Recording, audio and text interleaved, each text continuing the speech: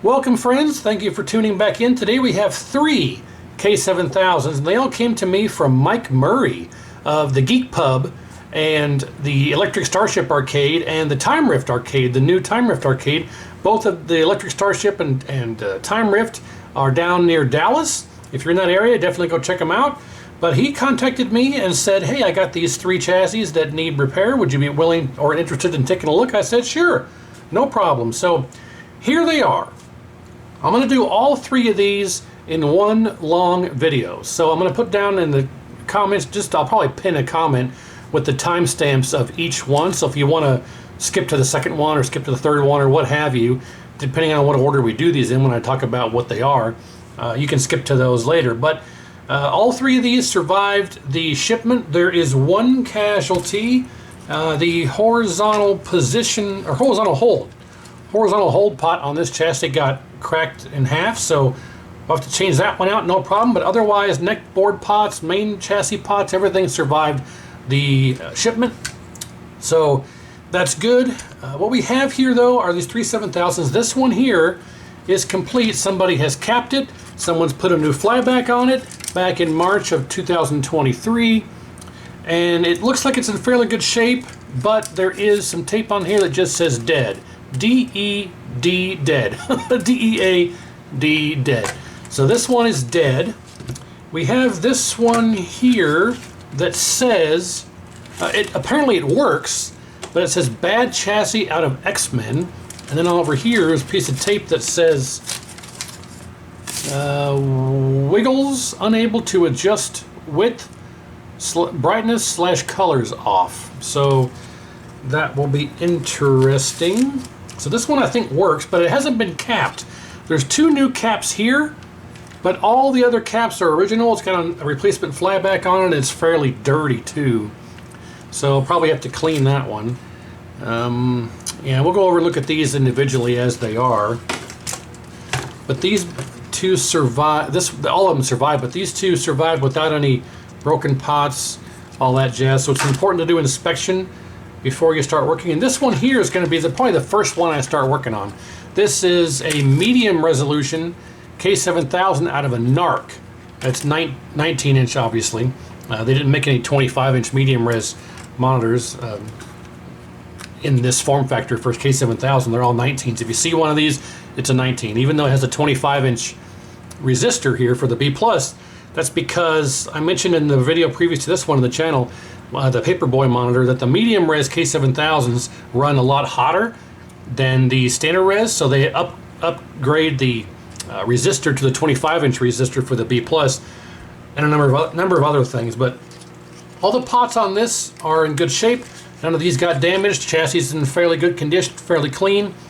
One casualty of the shipment process is the linearity coil got busted off here, and we'll just have to glue it back in place, twist it around the way it's supposed to be, and probably just glue it back in place. That won't be a problem. And there's supposed to be another little piece on top of here that I showcased in the video prior to this one, about the Paperboy monitor, but I'm sure it'll be fine. We'll see how it works out with that thing missing, but it just says dead. So I think what we're going to do is start with this one, and I'll set these aside for now.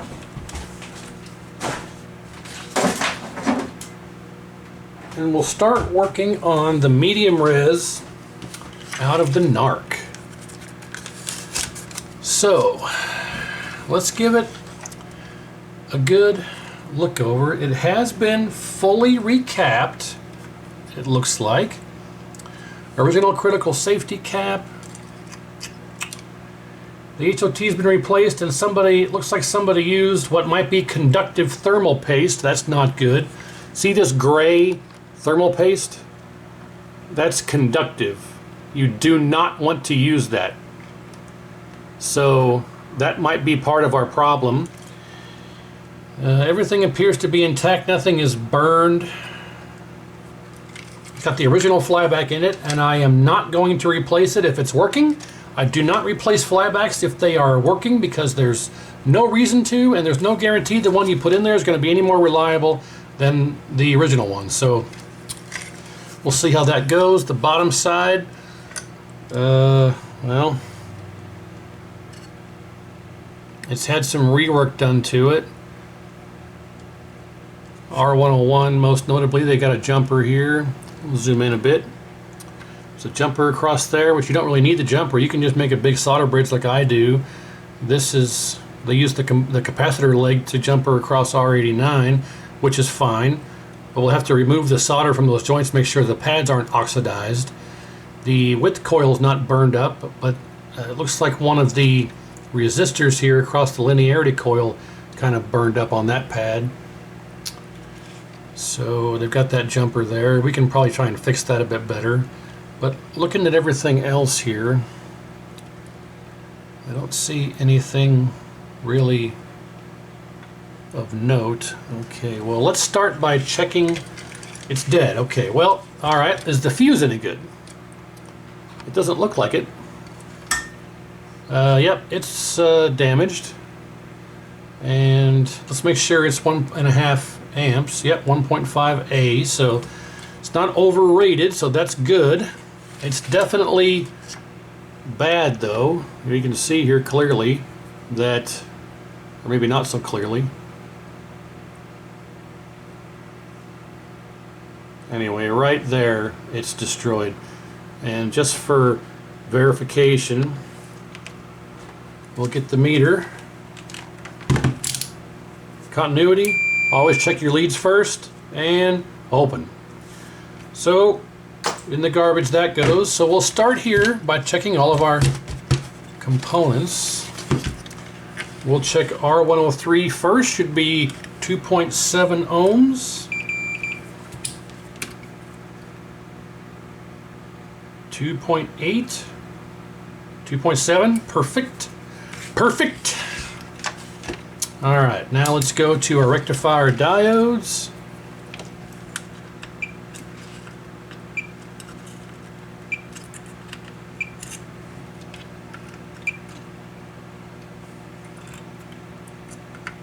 Those are all good.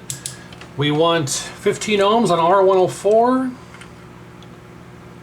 That's good. We want about 4.8 to 5K is what we're looking for in R101. If we read about 4.2, then our HOT is shorted. So we're looking for about 5K or so. Okay, so our HOT is not shorted, or it'd be reading much lower. There's 5K. It's a 6.5 K ohm resistor, and it's this guy here. But in circuit, it reads closer to 5. So that's a normal reading. R88 is the smaller guy right here. Should be 1.8K. That's good. R96 is right here. That should be 1.8K.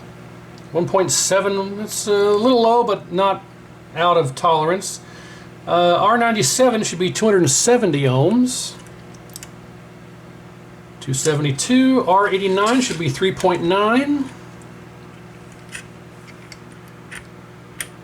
3.85K, that's fine. All right, well, that's all good. So now let's check C38 width cap, make sure it's not shorted. And it's these 2 points here with the extra wires on there. And we're in the mega ohm, and it's open now, so that's good. Uh-oh, this wire is broken. This wire is broken off here, and I'll have to go through and look at my last video to see where that goes, but I just noticed this wire is sitting there like that, not hooked up to anything. Is there any obvious place where it goes? I don't have any idea, so I'm gonna have to go consult where that's supposed to go. But in the meantime, C38 is good. What about our, well, nothing really else on the top. So there's a diode and a cap right in here that can go bad and cause problems. So we're just going to check to make sure that those aren't shorted. And those are these 2 points right here. And they are not.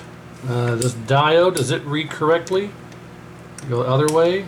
Yes, it does. So those are fine. You always want to check those if those are in circuit. All right. Well, I guess what we'll do here is we'll go to the HOT and see what it reads.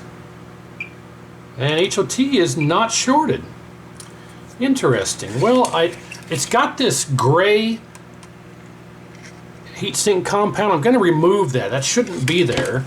but the HOT itself's not shorted. Now I assume this worked and then stopped working one day, so you know, I don't know if it was working with that gray heatsink compound or not, but I'm going to take it off of there. It's not supposed to be there.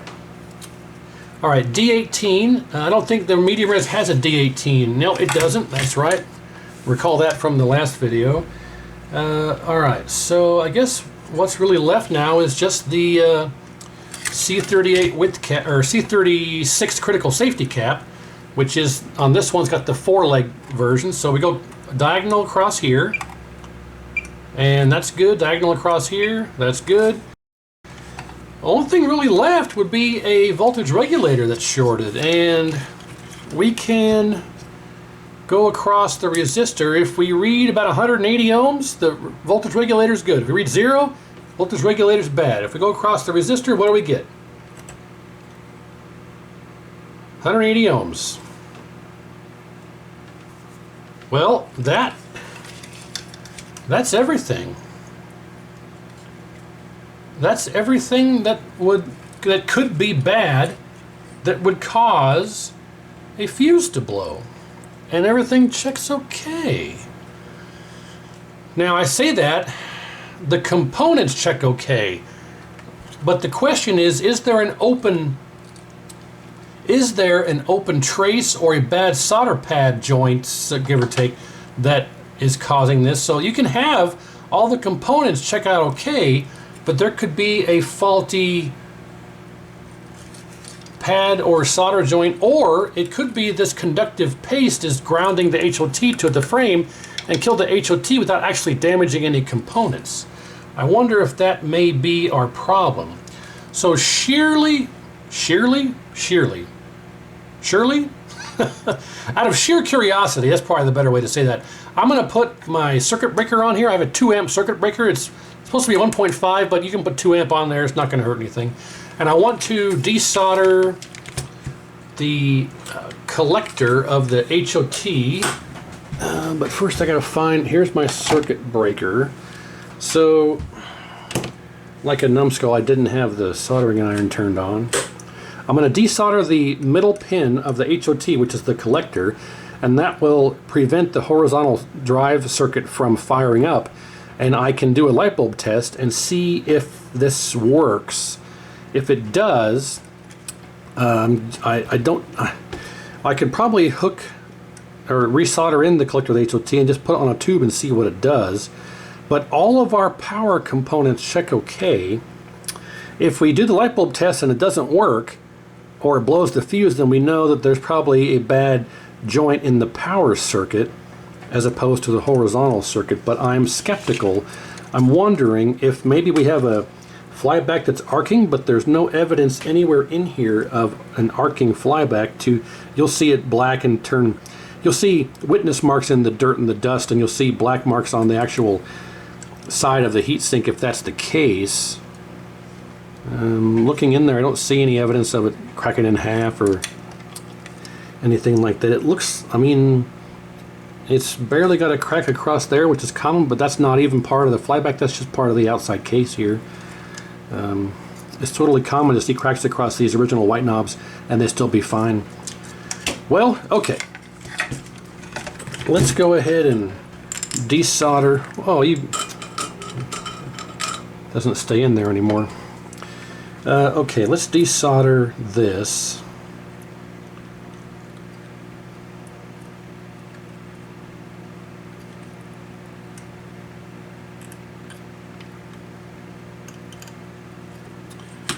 All right, let's make sure that it's no longer on circuit here. So here's the pad, here's the pin. The pin is still touching. Okay, there we go. So the pin no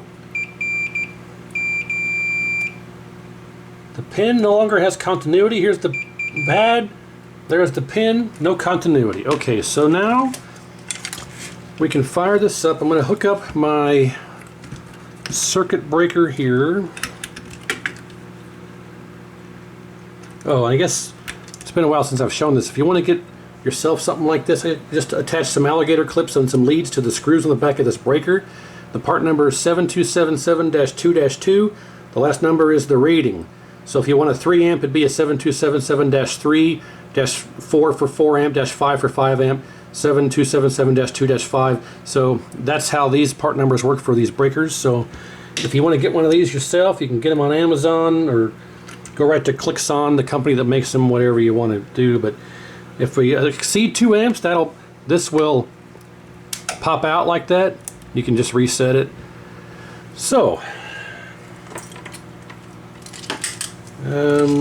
let's plug in power.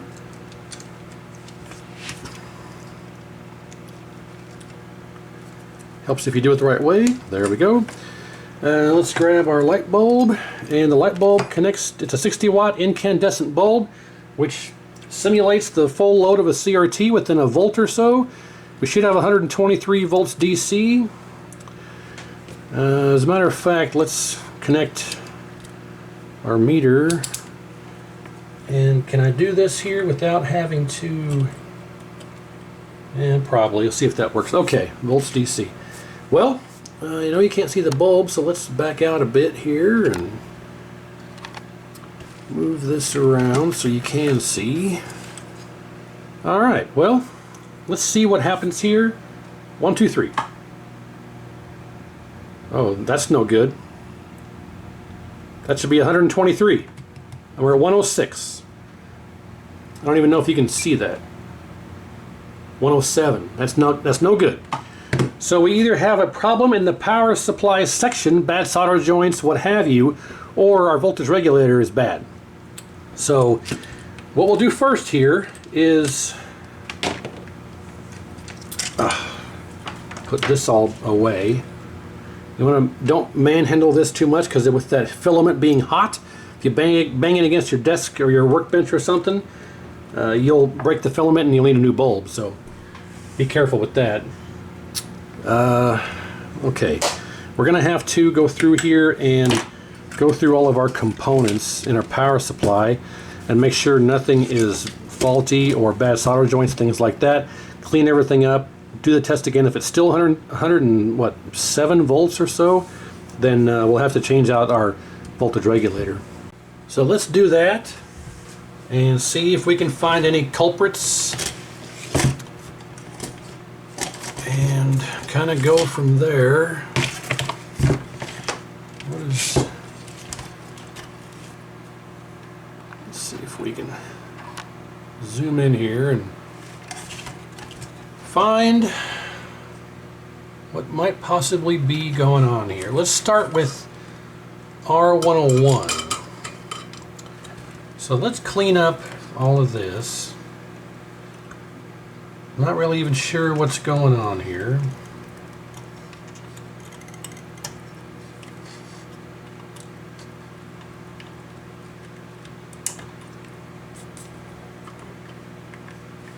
So that's a leg of a capacitor that was replaced that we don't even need.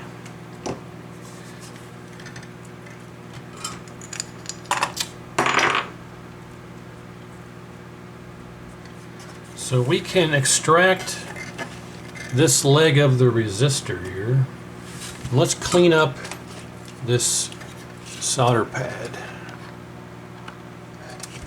I'm going to be using this spot sanding pen, which I'll link down below in the description. But we can see how dirty and mucky that is and oxidized. With just a few simple swipes of this sanding pen, it's now ready for fresh solder. And I'm going to clean this whole trace here, because I'm going to do a big solder bridge. Okay. This is unlike those cheap $8 red, yellow, whatever color handled fiberglass pens you see on Amazon. They're not actually fiberglass. They're like a very tough bristle brush This is real fiberglass. That's why it's called a sanding pin.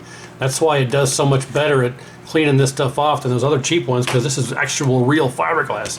You know, because I bought one of the ones that were advertised as fiberglass, and it doesn't do anything like that. It's more like a polishing brush where it takes you forever to get something even close to that. But you can see here that we now have a good starting point to work with. And we'll put this resistor back through the hole, and what we will do is solder that guy back in and make sure we get a nice good shiny joint. Then we'll just create a bridge across here just like that. That is all you have to do, and it works much better and lasts a long time. Now it looks dirty here. That's better. So that's how we do that. And if you want to, you can actually push on the resistor, well, to pop it out a little bit more. I kind of like that a bit better. Okay. Yeah, so that's a little bit better, and I think that will work just fine. So there's that side of it. Now the other side here, I'm going to remove all of the solder from this to make sure the pad's not oxidized, because even on a regular K7000, the already 9 pad here likes to oxidize rather severely, and it can limit the operation of the chassis, because with the fuse being blown and none of our components being faulty, unless the HOT is arcing with that what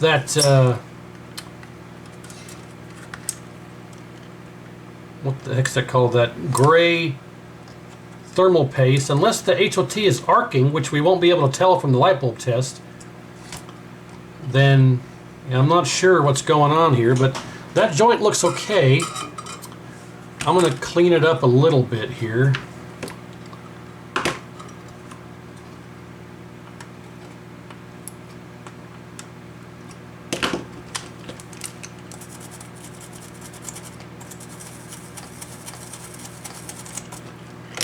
Alright, and there went my desoldering braid, as expected. Can't do one of these without dropping half a dozen things. Alright, let's push this back through, there we go. And same thing with this. Nice. Alright, you don't need this extra cap leg here.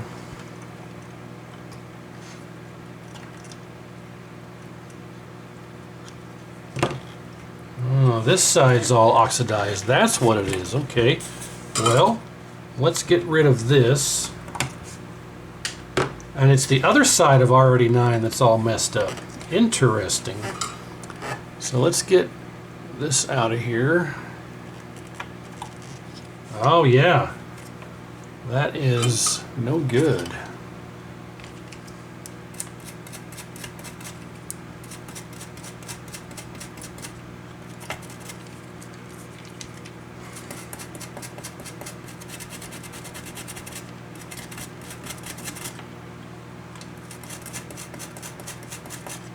That's much better.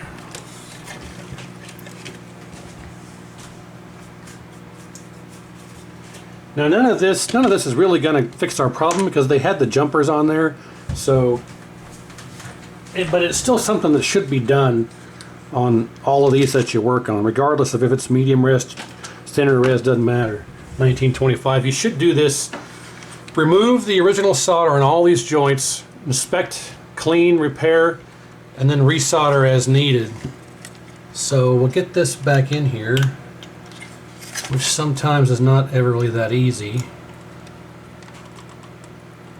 There we have it.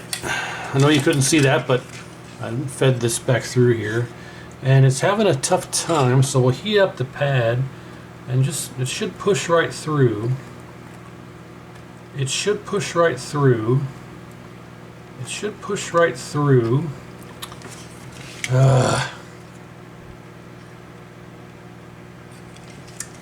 Sometimes we got to get the right angle on it. There we go. That's better.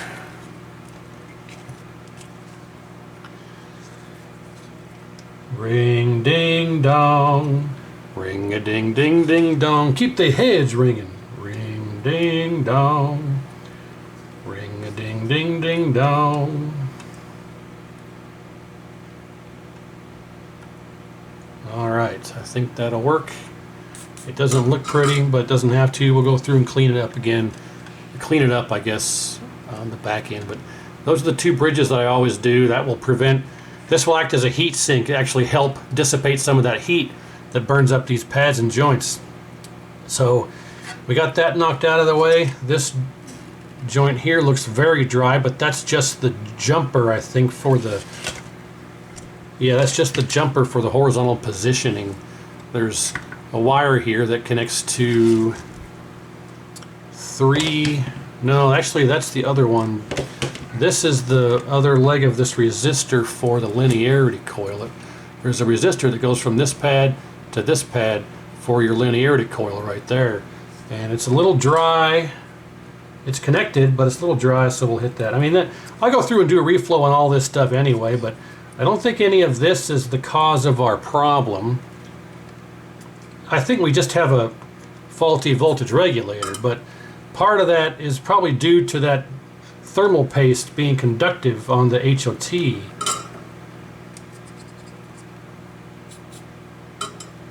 But I didn't check to see if our H coil is in circuit. So we'll go to we'll go to continuity mode on the meter. We'll make sure that we have continuity through the coil to here. Yes, we do, so that's good.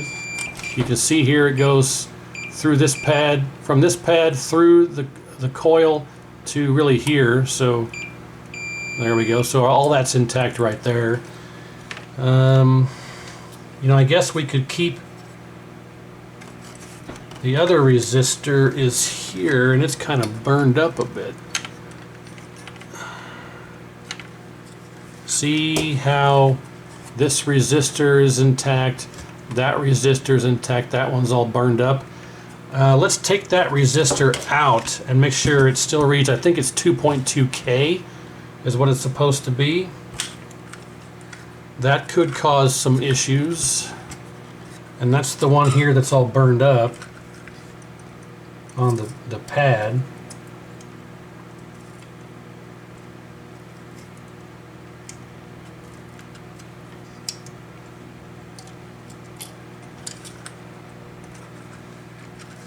That whole thing is just destroyed.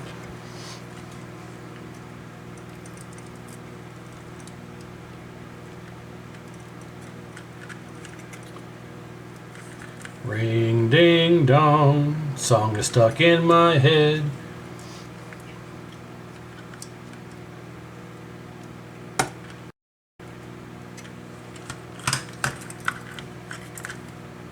Keep the heads ringing.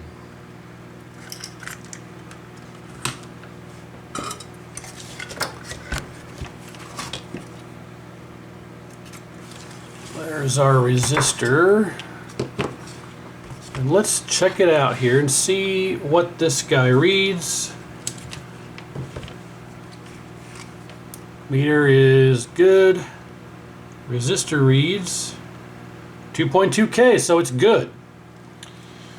But it got hot, so I'm going to go ahead and replace it.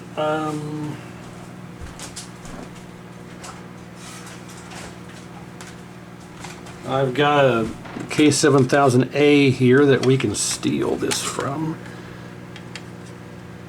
If I can find the pads here. Here we go. Alright, so there's the replacement.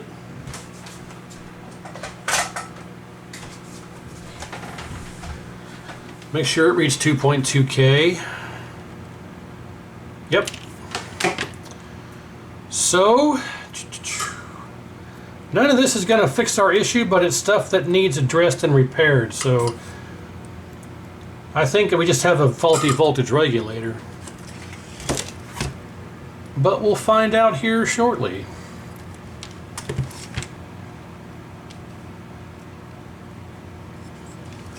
Is this going to go in through there? Probably not. Why would it be that easy? It's never that easy.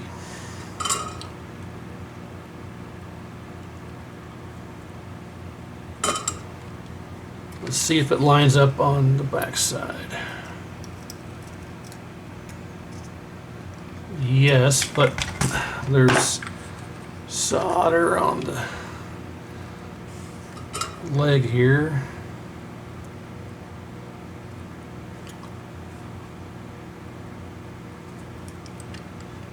Nothing's ever that easy.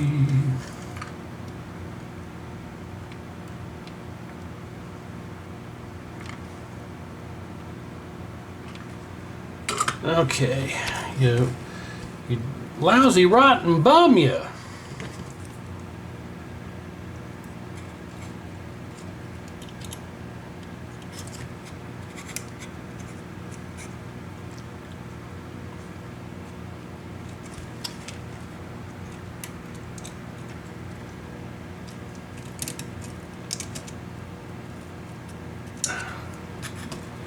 Well, one leg is in there. Just got to get this one in there.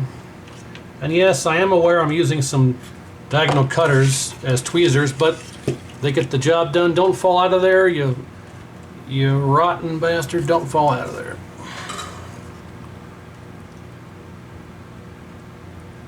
Okay, stay there, you. All right. So what we need to do is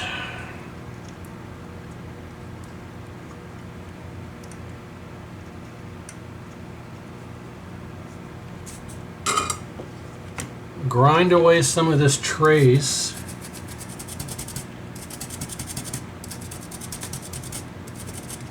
Like so.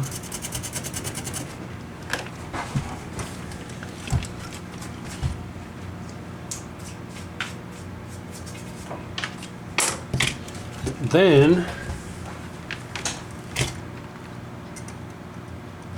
we can fold this over. We don't even need this anymore. Get rid of that.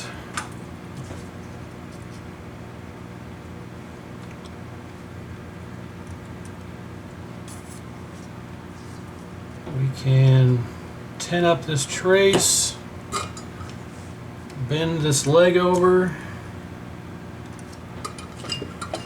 and push that down onto it. And there you go. Fixed. So with that all being good, what about R104 here? R104 is this guy there, and it likes to have dry joints. You can see that one's good, but this one has like almost nothing on it. But it's still in the circuit. It's not obviously broken or anything. So there we go with that. Well, I think maybe we're just down to our voltage regulator. So let's just take that out and replace it. Then redo our light bulb test. If it's still... Actually, you know what? Let's redo light bulb test now and see if any of the work that we just did made a difference. I don't expect it to. But we don't want to change that regulator for no reason. So let's hook this back up. Volts DC on the meter. We got to go ground. And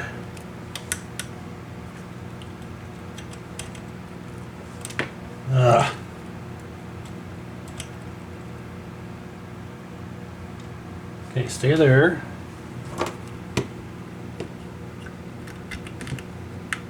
I'm not expecting this to really do much of anything, but let's just see. Okay, power. Okay, we ready? All right, here we go. 1, 2, 3. Yeah, still 107 volts. So, yeah, I think our regulator is just kaput. And again, by having the light bulb on the circuit, it discharges our filter cap, so you don't really have to worry about anything happening to you. Like the G07 will really zap the crap out of you. You got to be careful with the G07 and the K4600. But on the K7000, you shouldn't have much to worry about as long as you have a load on the circuit when you have it powered up without the horizontal circuit energized. So, okay, well, let's change this voltage regulator. I have...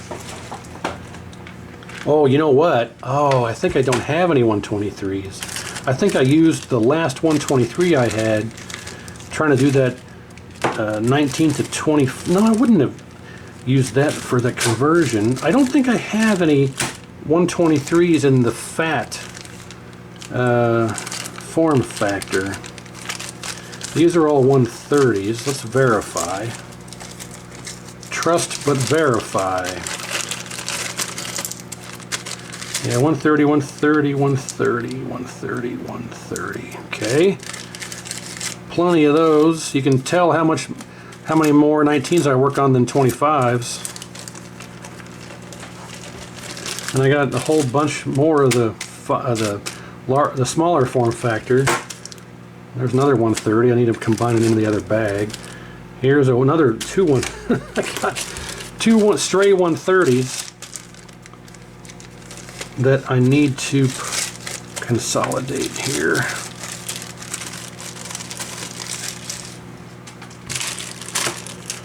I need to get a bigger bin for my 7000 parts. This one's getting pretty small.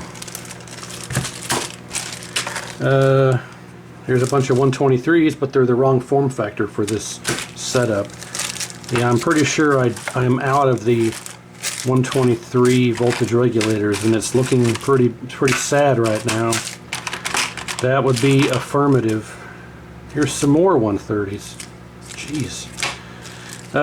That's affirmative. I don't have any 123s in that form factor, and that's a bummer because I got two more chassis I gotta fix here. Maybe on hold until I can place an order because I don't have any. And some of these have the holes in the board and are provisioned for both types, the fat one or the tall skinny one.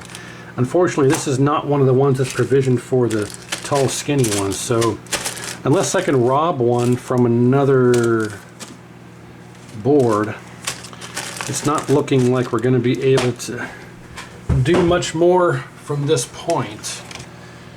Yeah, I don't even have, like, the ones that have the provision for the tall or the fat have an extra hole right here for the tall one. This one doesn't have that hole or the ones on the bottom. Well, without the proper voltage regulator, we're kind of stuck. I do need to glue this linearity coil back down, though. Well, I can't get the... it never ends. Like, the whole thing's wanting to open up here. So I'm not sure how we can do this with a completely missing nozzle, but I'll see if I can.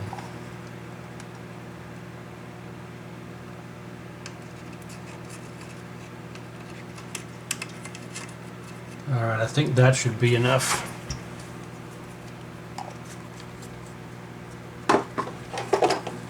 Wipe that off, and then so while I'm trying to find, I don't want to have to place an order and wait because I want to get this video done and get this stuff fixed. But I guess while I'm waiting, if I have to place an order, I can at least go and see if I can find. And that's already setting up. Nice. I can go and try and find a donor chassis maybe and steal one from, because I got several of these that are downstairs waiting to be fixed. I can probably steal one, but I'd need to do the light bulb test on it. I can do all that off camera here, but this stuff that I use here is this thicker Gorilla super glue stuff here with the blue.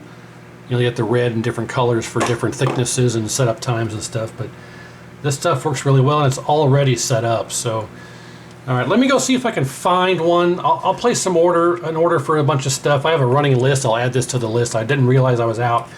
And in the meantime, I'll go try and find one, and I'll come back here shortly.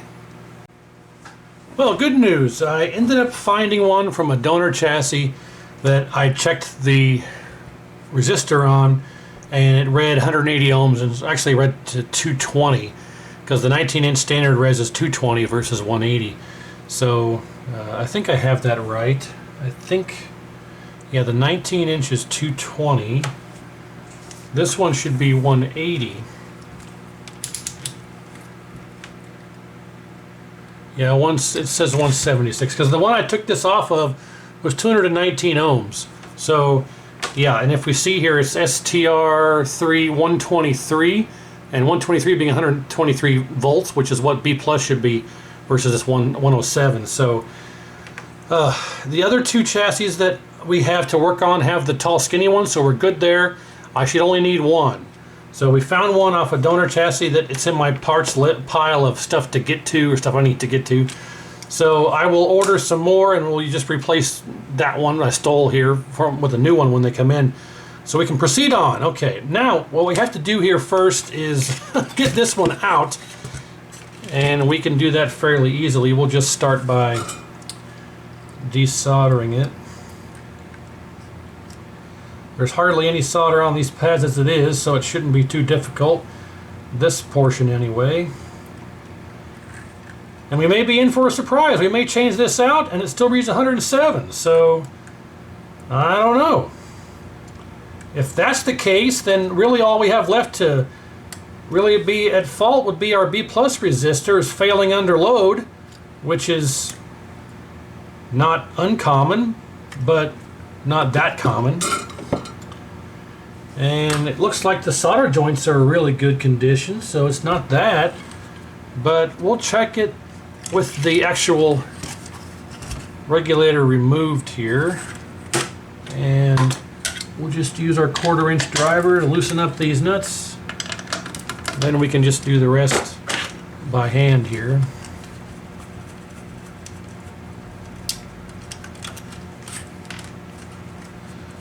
Someone's been in here because it's got fresh thermal paste on this too. I just broke the stupid linearity coil again. I should have waited, I guess. I didn't break it, but well, let's just get this swapped out and I'll have to glue it back in place again. Dag nabbit.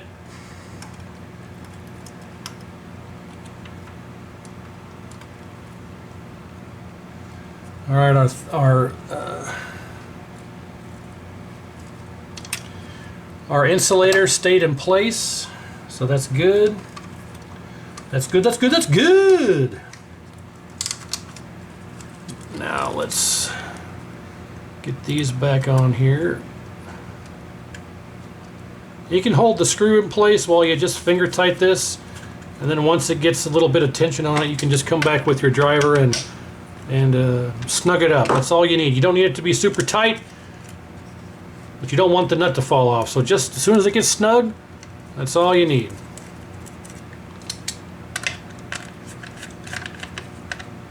There we go.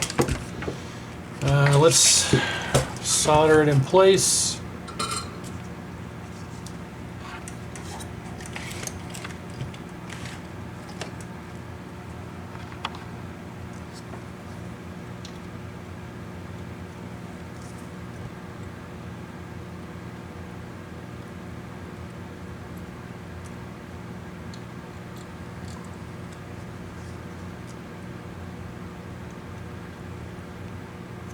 Beautiful. All right. Okay. With that being done, gonna have to do this again.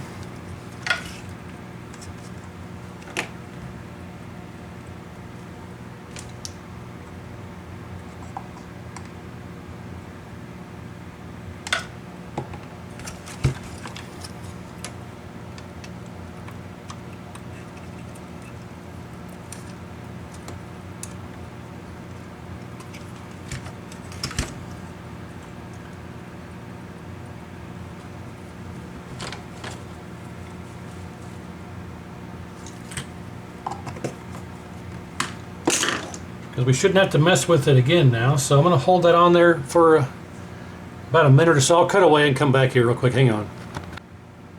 Okay, that's secure now, but while I was sitting here waiting, I noticed I think I found our problem.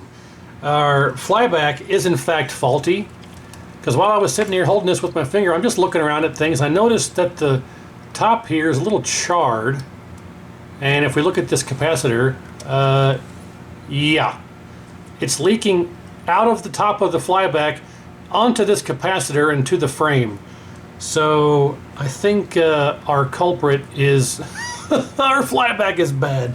I've never seen one really zap itself out of the top of the corner here. Usually it's out of the side or out of the bottom or across the front here, across this way. But I don't recall ever seeing it bust out of the top like that. But obviously that's our problem. I didn't notice that before. Why didn't you guys tell me? I'm sure you saw it and were like, hey, there's your problem. But anyway, I can't count on you guys for anything. But obviously there's our problem, so I'll have to change the flyback. But that isn't going to cause our low voltage. I almost said low B plus. Our low voltage, that won't cause that. But we got all that changed out now, so let's go ahead and hook our circuit breaker back up and get our light bulb. We'll go to volts DC, we'll go to ground,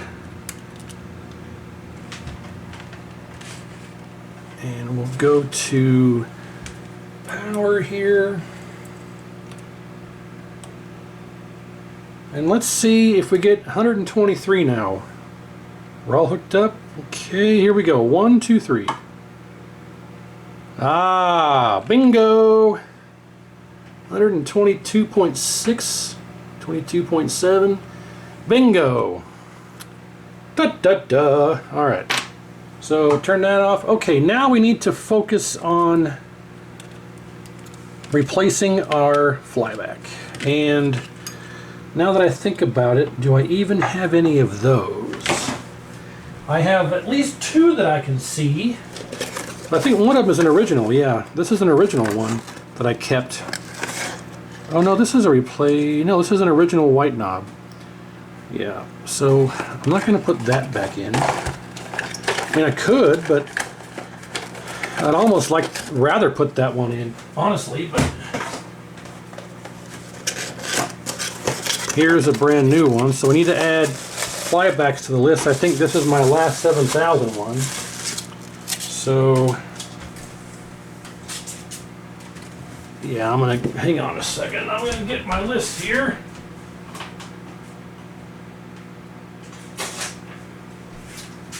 And we're going to write down STR 1, 2, 3s, flybacks, and I'll keep a running tally here.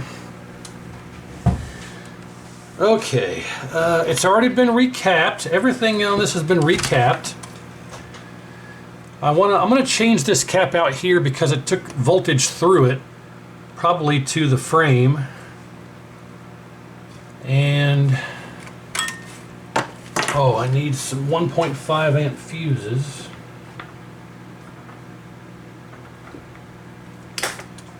Gonna have to stick a 2 amp in here for testing and final analysis, but that would explain why all of our power components check okay and our fuse was blown, because this thing was arcing voltage to the frame, which took out that.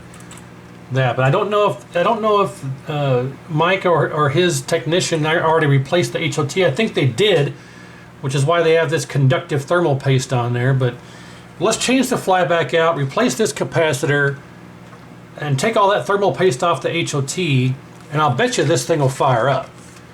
We're going to have to go through here and do some much better reflow and stuff like that. And I got to still figure out where this black wire goes. I'll do that off camera and we'll solder it back on. It almost looks like it broke off somewhere. Is there anywhere obvious that it goes? Not that I can see. Yeah, we'll have to, it goes across the width coil. Yeah, I don't know. We'll have to figure that out. But regardless, let's change out this flyback here. Now, if you go to the Arcade Parts and Repair website, it has a disclaimer on there that these flybacks don't work with the medium res 7000s, but in my experience, that's not necessarily true, because like I mentioned in the video previous to this one on the channel, where I fixed the Paperboy chassis for I think the third time, I've had a replacement flyback running in that chassis for nearly 7 years without issue. Well, I take that back. The one in the video cracked in half, but it cracked in half because of other problems and not necessarily being faulty or failing. I think what happened was I can't recall the specific. Originally, because these run so hot, it likes to burn up the width coil pads and part of the board. I fixed that previously, but the repair in the video just a few days ago, I can't recall what the fault was with that, but I think the flyback failed because of that fault and not failing on its own. I can't recall at the moment, and I'm too lazy to go look it up. But I had it running, even if it did fail, even if the flyback did fail and was the cause of the problem, it lasted for almost 7 years.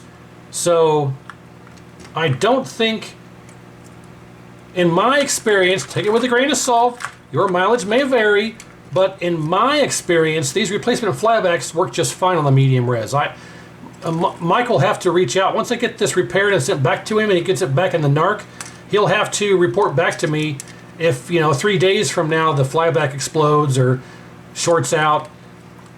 He'll have to let me know, but as it stands now, the one in my Paperboy on my 7000 medium res, it lasted for almost 7 years.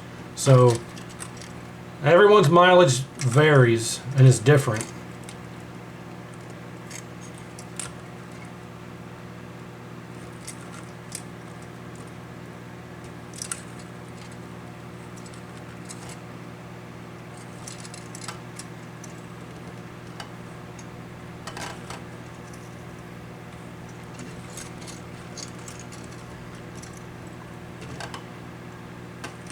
I don't have any songs to sing right now, so it's kind of quiet, I guess. We just got a letter, we just got a letter, we just got a letter, wonder who it's from.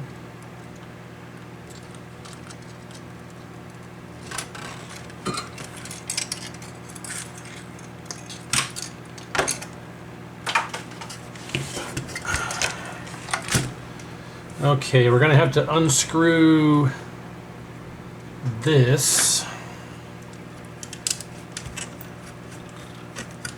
And now there's a post back here that goes up through this hole for security, and a lot of people will loosen up this screw and bend this out. You don't have to do that. You can just kind of bend that out a bit and then take some cutters and just cut this plastic, and then this will come right out.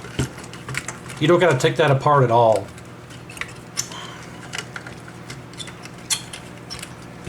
And there you have it.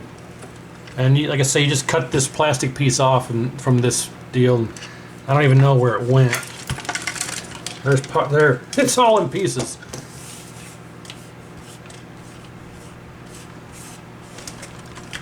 So that's just easier than trying to loosen this up, bend this bracket out, all that jazz. So we need to...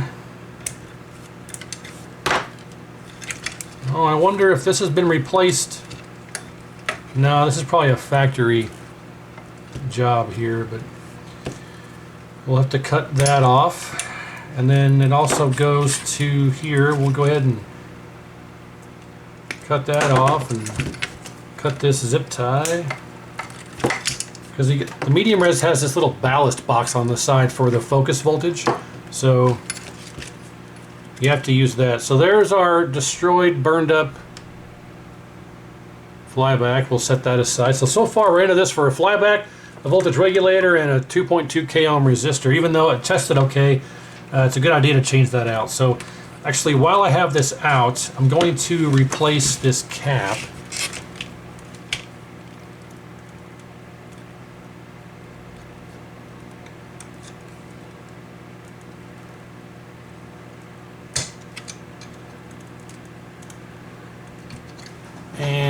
It's a 250 volt 22 microfarad, so we'll set that aside. I got plenty of those. I can't find my cap list. I can't find my cap list. I can't find my cap list. There it freaking is. Got one right here.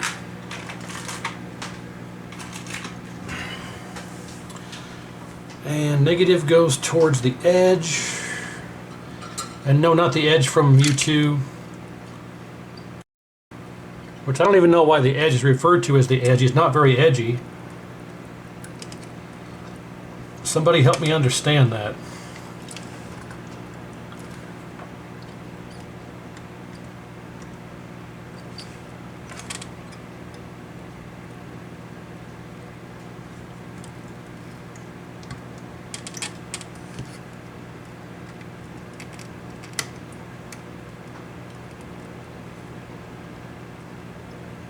Okay, that's replaced.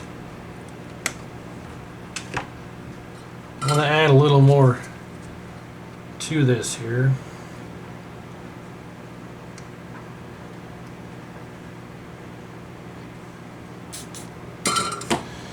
Okie dokie. Now while that's out, I also want to remove all of this conductive thermal paste on here.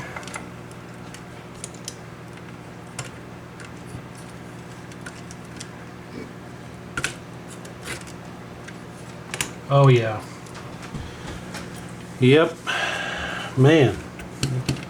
Coated this pretty good.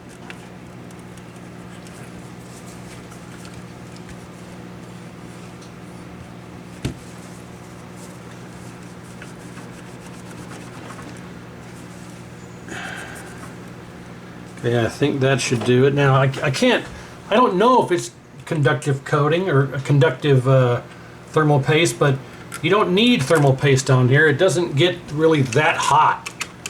Does it get warm and you know, hot? Yeah, but not hot enough to where you have to coat the ever-loving crap out of it with thermal paste. It's not like a CPU on a computer.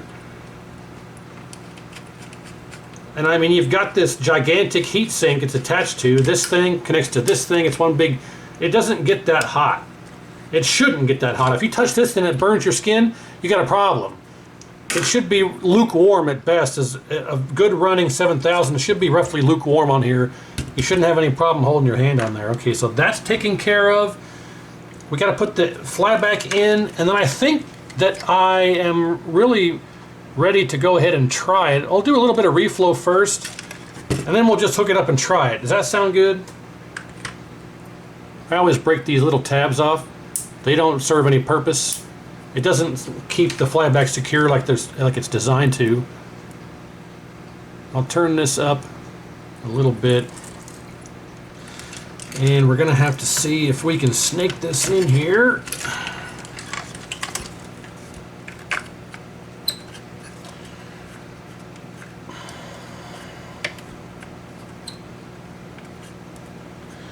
We just figured out Blue's Clues. We just figured out Blue's Clues. We just figured out Blue's Clues because we're really smart. Doot doot doot doot doot. Arf.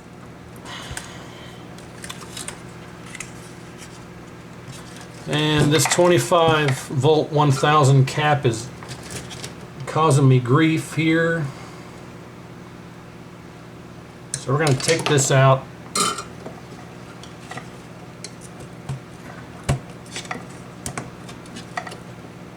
Okay, that is in.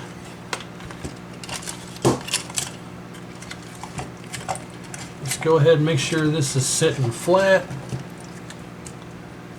And we'll get this puppy soldered in.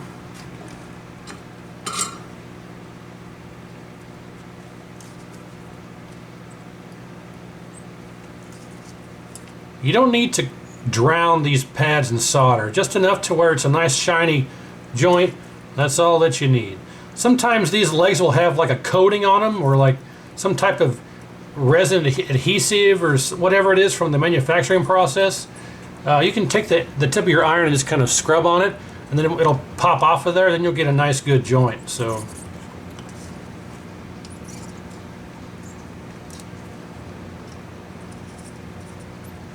That was nice and easy. Now I need to... I'm not going to be able to reinstall that cap because the problem is with this 25 volt 1000 microfarad cap next to the flyback, the replacement flybacks are fatter, so I can't bend. You have to bend this out of the way slightly, and because it's so short on the board, I couldn't do that, so I have to put a new one in that I can kind of angle off to the side. And I just happen to have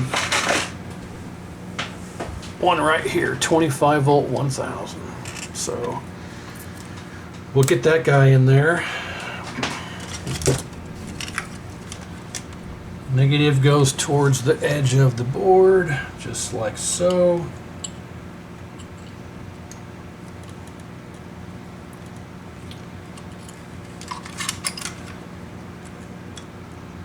I just realized also it's missing the little black piece here that holds the wires in place, so we'll have to zip tie that together.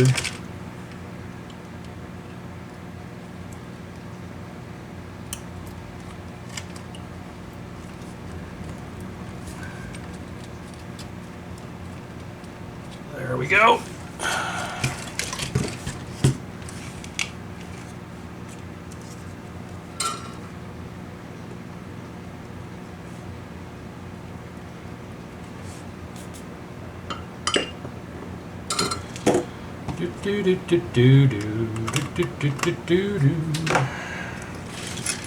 Okay, now we need to somehow splice our focus wire into this wire.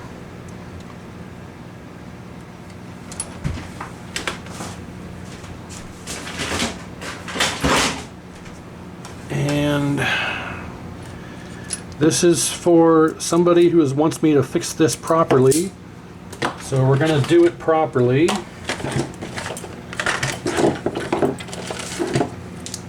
We're going to use some heat shrink.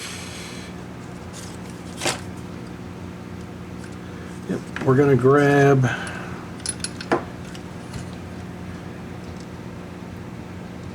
we don't need this much here.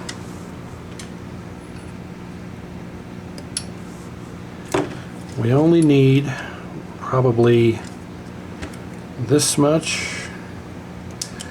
Then we'll have another one, have to do the other one, which is going to be the same.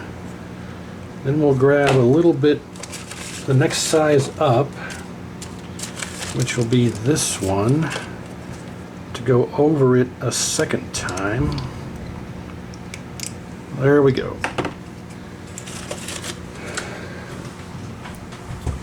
We'll do it the right way, we'll do it the right way, we'll do it the right way, because we really should. Yes, we really should, yes. Arf! Okay. Little flux never hurt anybody. And we'll tin this wire up. The other one's already tinned to keep the wires from spreading out when you put it in the focus socket. And you don't want to forget step number 2. Put that one on, and somehow, there we go, put the bigger one on to go over. Now we can solder this together. I don't have any magical fingers to hold these in place, so we'll just do it the old-fashioned way. We'll use our non-magical fingers.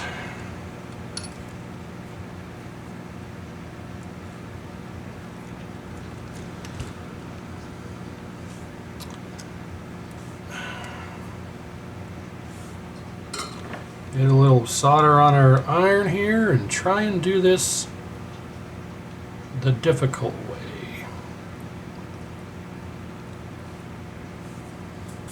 I do not like that at all, but it is good. So we'll just slide this puppy over that, and we'll use our magical heat gun here as opposed to a BIC 1000 or a Bic lighter for those of you laymen out there. And we'll do this, we'll set to about 75%. We got the right tip on here. We'll flip the switch.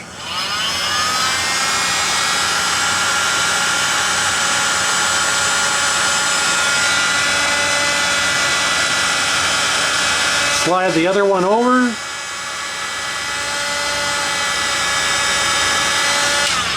And there you go. That's all you need. Now we'll repeat that process for the G2, which it doesn't need to be at length, but we'll go ahead and just, well, it's already soldered. Yeah, we'll just do it at length. We'll do it live.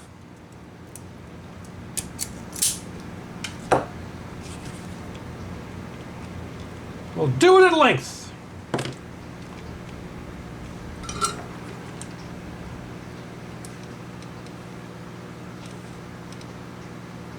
Okay, we have a tinned wire with our smaller heat shrink, larger heat shrink. Let's solder this together with our non-magical fingers.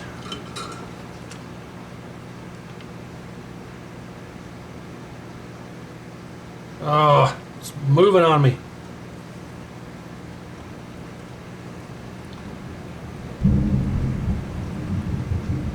Would you just stay there, please? Would you just stay there, please? Would you just stay there, please? I think we got it, yeah. That should work out just fine. No, that's too many syllables. That should work out just fine. That should work out all right. I don't know. Let's move on. Make sure it's even in there.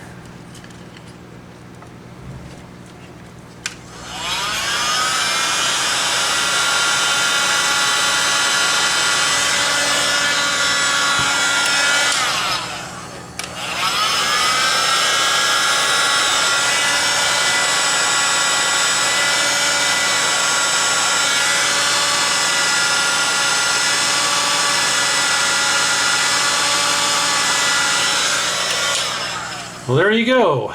We need to now turn that all the way down, up about a quarter. That'll be good.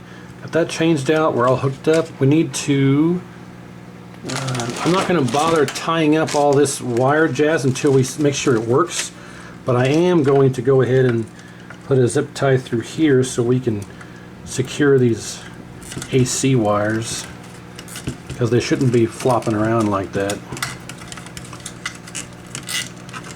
That'll work. It's not perfect, but it's better than nothing.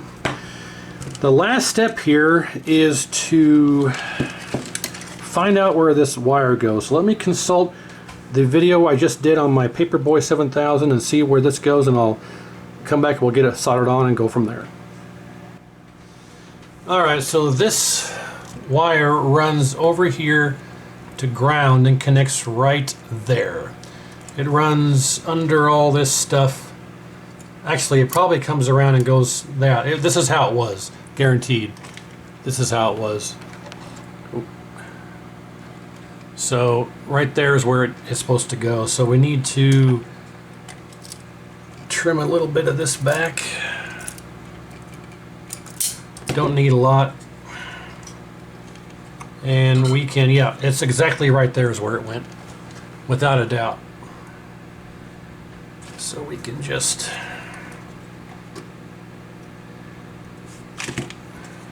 do this.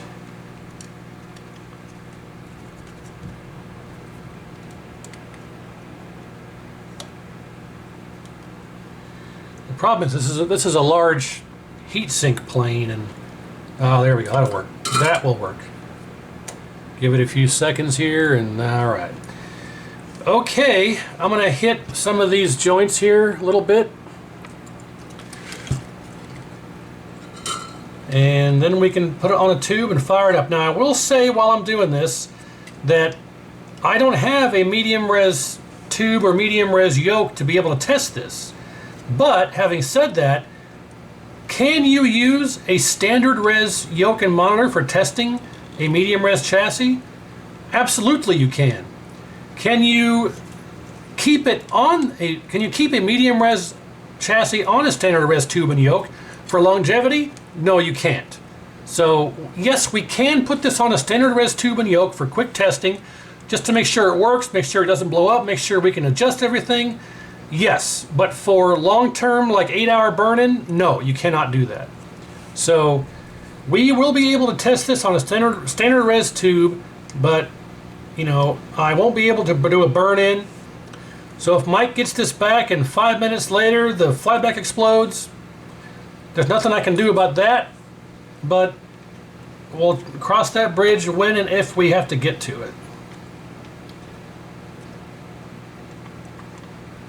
So I'm going through here and hitting these neckboard interconnect cables because they're always super thin. They don't get hot or anything, but they're always super thin. Now also, there's an interconnect cable for the vertical circuit, which is, let's make sure I didn't bridge any of that, nope. And then it goes over to here.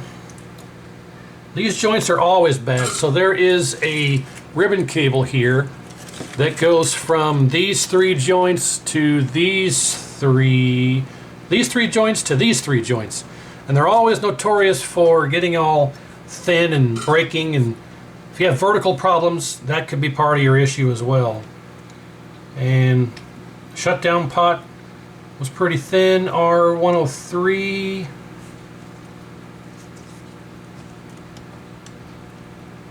Our horizontal drive transformer legs. Someone's already hit the video input header pins, those are good. We already got R104. We'll do the degauss coil here. We got our yoke header pins. Q10, I think this is the one that will keep the chassis from firing up if it's not working. Do a couple of legs here on IC2. Those are good.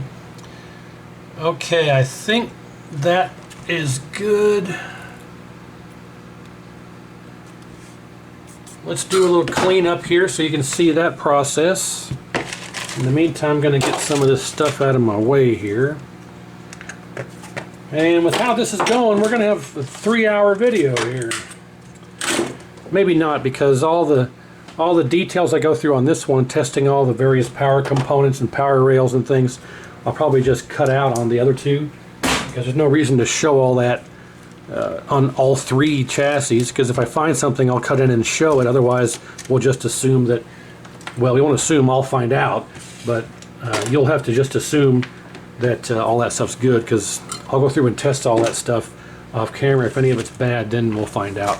But okay, flyback is bad, voltage regulator, I'm sure this cap was bad, I'm not going to bother to check it, and this 2.2K resistor that needed replaced, even though it checked okay.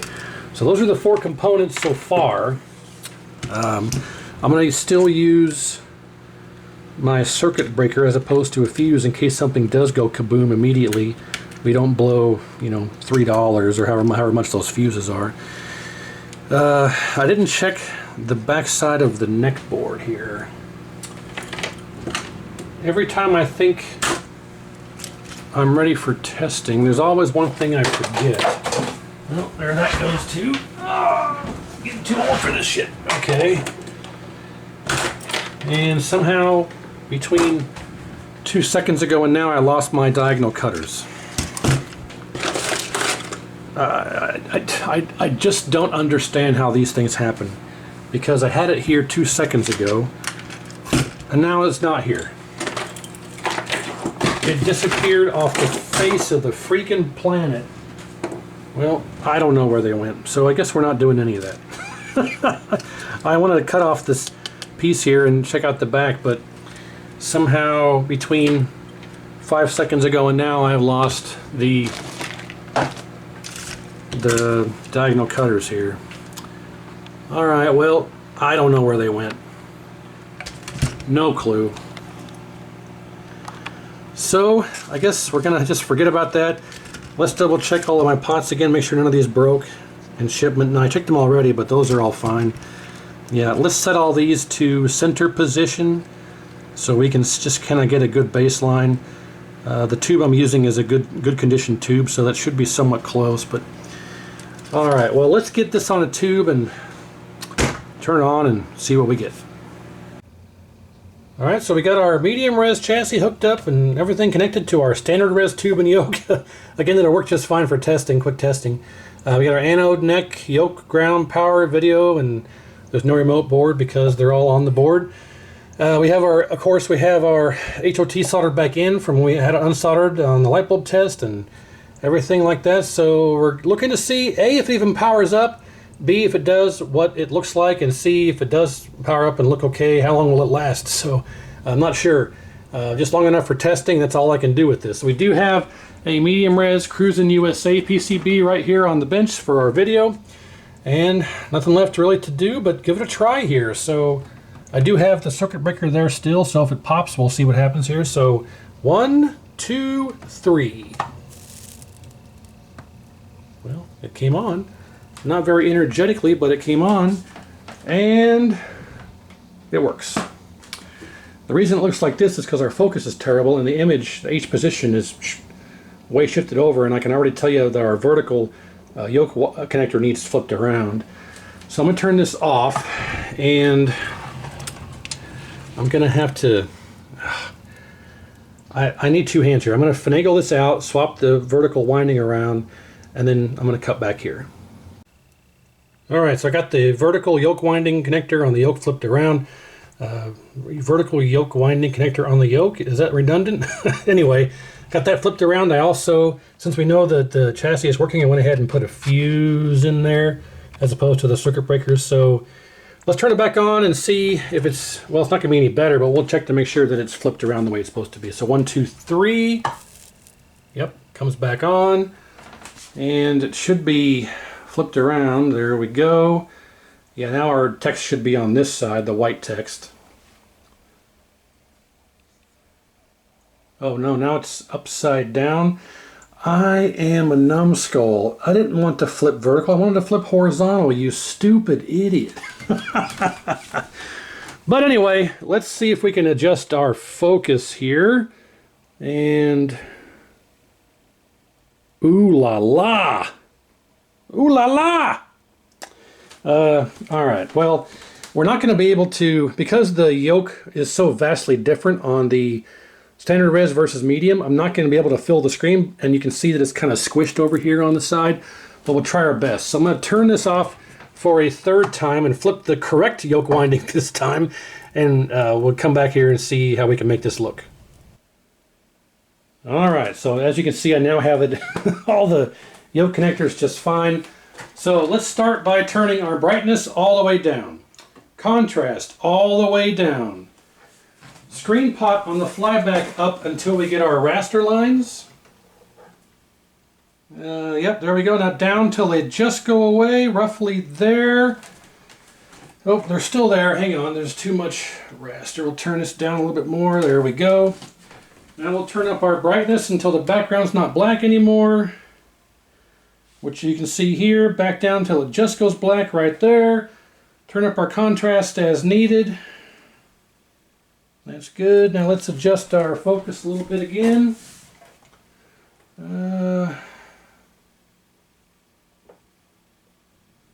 Roughly there is good.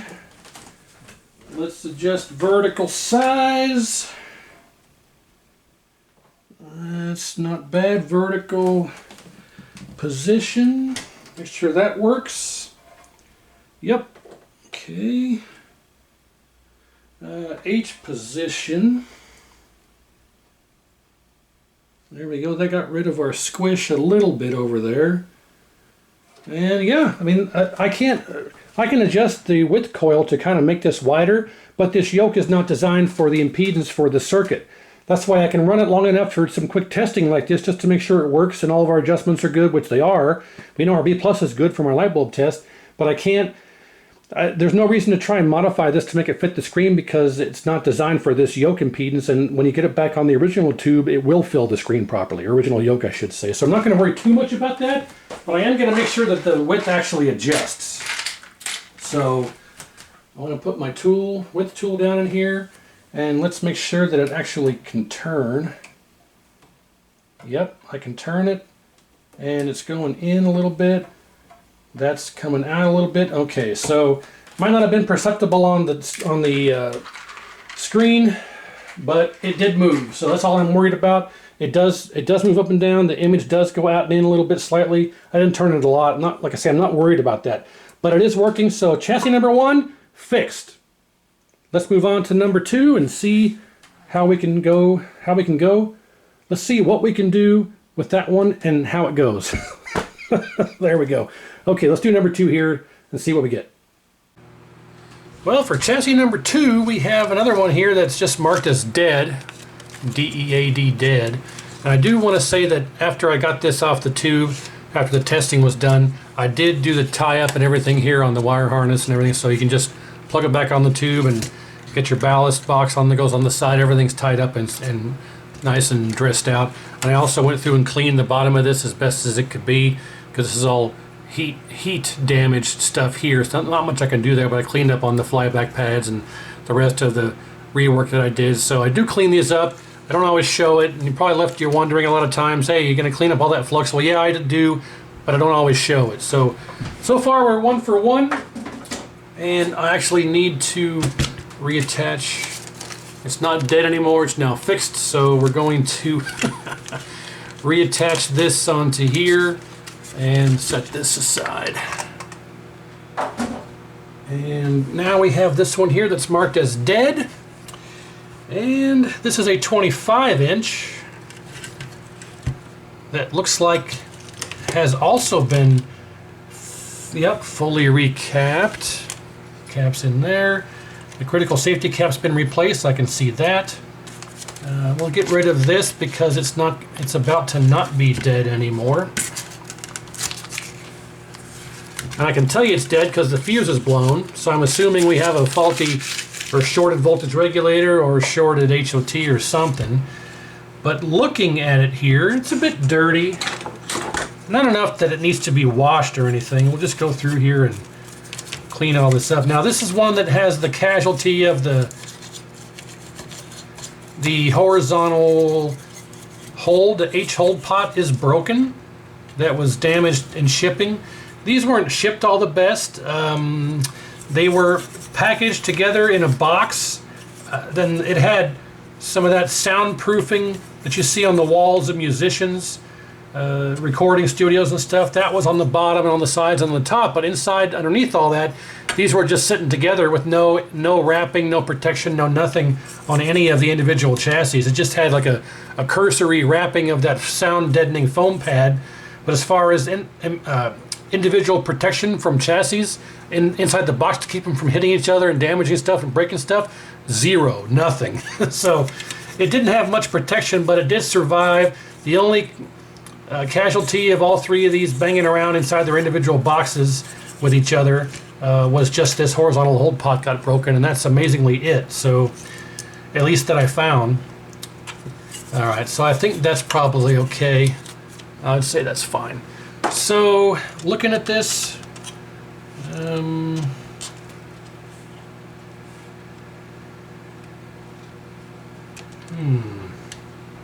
weird. R80 appears to be on the bottom side. Yeah, it's on the bottom side. Okay, everything else seems okay. The critical safety cap has been replaced, and the H-hold pot is broken, so that's going to be one of the first things we have to repair. And the fuse is a goner. The fuse is destroyed. Let's make sure it's 2 amp. Yep, 2 amp, so that's not overrated. Okay, well, let's take a look at the back side here. Oh, we got more of this conductive gray thermal grease on here. We'll have to get rid of all that. Now, I don't know if it's conductive. I can't prove that. It's just in my experience that gray stuff is usually more conductive than not. So I can't prove that. If we touch some of it here and touch some of it here, you don't get anything. We don't get any kind of, I mean, it may not be conductive, but in my experience, the gray stuff is at least somewhat conductive. I've seen too many of these arc themselves to the frame because they use that gray thermal grease. So I'm going to get rid of that. You don't even, like I said before, you don't even really need that stuff. But okay, let's look at the bottom side. And not too bad. It's got a replacement flyback. And I see now that I overlooked all this dirt in here.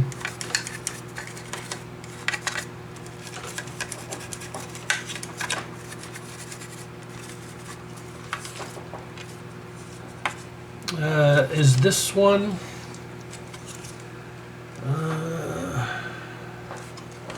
Has this flyback failed as well? I don't see anything obvious on it. But then again, I missed the last one having damage, so...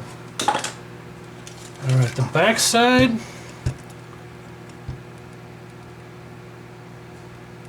Yeah, it looks fairly decent. Got a bad solder joint on D18, but I see R101 here has the normal.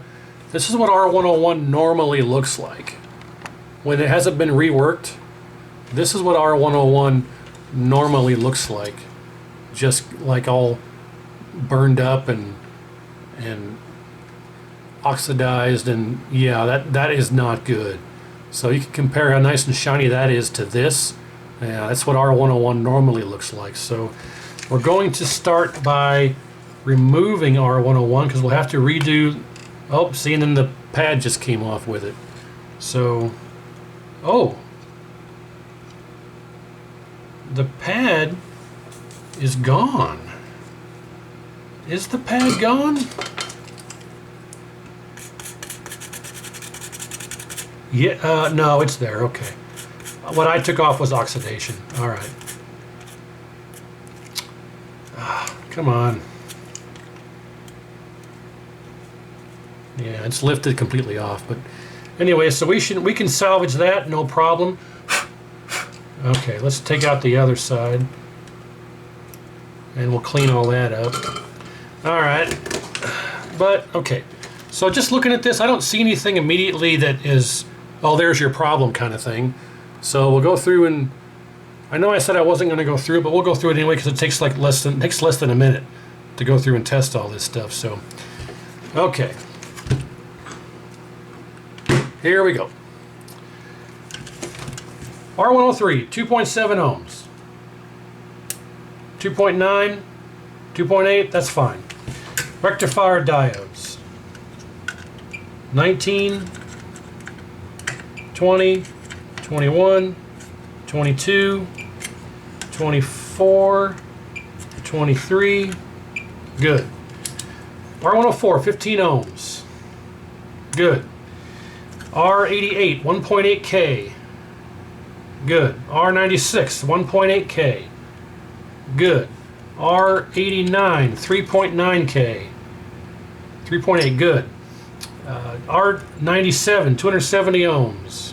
272, good. So that's this, all those, that, this one, that one, that one, that one. Okay, you want to make sure C38 width cap is not shorted. It is not. Let's check our HOT. HOT, shorted.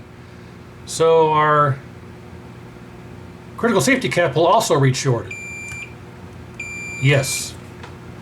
Okay, what about our voltage regulator? We'll simply go to the B plus resistor, should be about 220 ohms or so, and it's 4 ohms, so voltage regulator shorted, HOT shorted. This one has the capacitor and the diode in there, so we'll check those as well. And, look at that. See that? That's why we check these. These are shorted too. Now, are they shorted because of this and this, or because they're actually bad? we can figure that out by desoldering. So on the voltage regulator, that's the short fat one, the B+ wires here run to pins 1 and 4. On the tall skinny one, they run to pins 3 and 4, going from pin 1 this way to 4 that way. 5 has no connection. So see here, if I go to pins 3 and 4 here, 1, 2, 3, 4, see there's our short. So we can simply desolder one of those two legs. So the shorted component is no longer in the circuit. We should now get our 180 ohms, or 220 I think it is. 180? I don't know what, oh, okay, yeah, right, it's 180. The normal standard regular standard res 19 inches 220. That's right. We're reading 180 across the other medium res NARC one because it's also got the big B+ resistor. So you see there our short's gone because that pin 3 is out of the circuit. So now with that out of the circuit, do we still read short across this cap and this diode? Yes. Okay, so now we have to get rid of the collector of the HOT.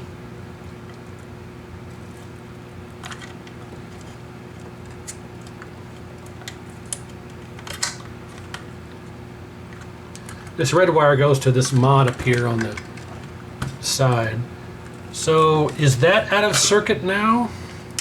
We'll go to this trace and over here, 56 ohms. No, that is not out of circuit.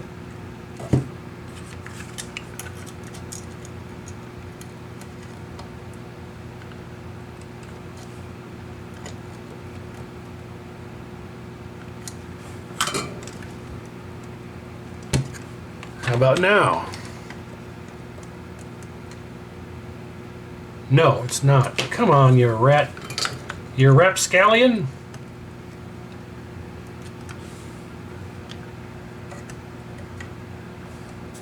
Alright, that trace is gone. 62 ohms. Well, let's do it this way. So here's the trace. Here's the leg. Yeah, it's still connected. Man. There we go. Okay, now if I go over here, see, it's still shorted. So I think we have a bad, I think it's C37 that's over here. I think we have a bad C37 because it's quite common for that to be bad. Now if we go back here to the trace leg, see the leg is not in circuit anymore. And we're still, so with these two shorted components out of the circuit, we're still reading a short here. So it's quite common for this capacitor in here to go bad as well. So it's one of the core pieces that you need to look at, core components you need to look at whenever you have a chassis that's got the fuse blown and it has this capacitor in here and this diode, because not every K7000 has this capacitor and diode installed. And it is, yeah, C37. It's right in there, and there's the diode back in there. I removed C37, and if you're a betting person, place your bets because I'll bet you it's shorted. Ta-da! Dead short. So I think that's probably part of our problem, most likely. Now with that out of circuit, because this is the one that they told me that one of these, the HOT actually tests shorted in circuit, but not shorted out of circuit. So now with that capacitor removed, let's check the HOT. No, it's shorted. What about the voltage regulator? Yeah, so those are actually still shorted, but I think either this capacitor shorted, took these out, or vice versa. But let's check the diode that's right behind it. It usually survives. Nope, that diode is shorted. Wow, okay. I don't recall the diode ever being bad as well, but geez.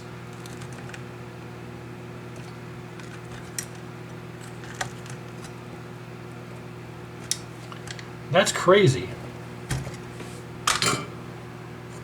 So let's get this puppy out of there.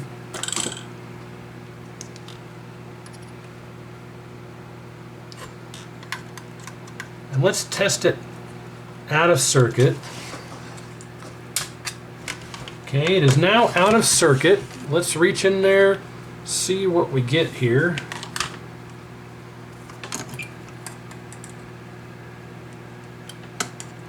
It's not shorted. I was going to say the diode usually survives. See, but that should not be shorted like that. You saw we tested that on the last chassis, it wasn't shorted. So I think what we'll have to do here is just remove completely these two faulty components and then see what that reads, because that diode is out of the circuit and it is still shorted. So let's just go ahead and remove the voltage regulator and the HOT completely. And it's possible that our flyback is bad on this one too. If it is, we're kind of screwed because I do not have any of those. I only got that other one that's the factory one. I mean, it works. I could put it on here, but I'm not sure if Mike wants me to do that.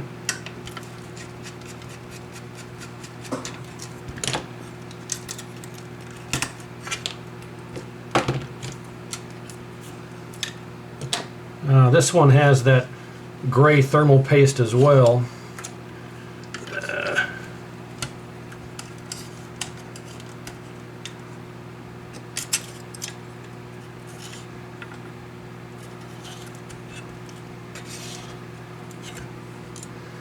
Alright, so that's out. Let's take the screw out of this HOT.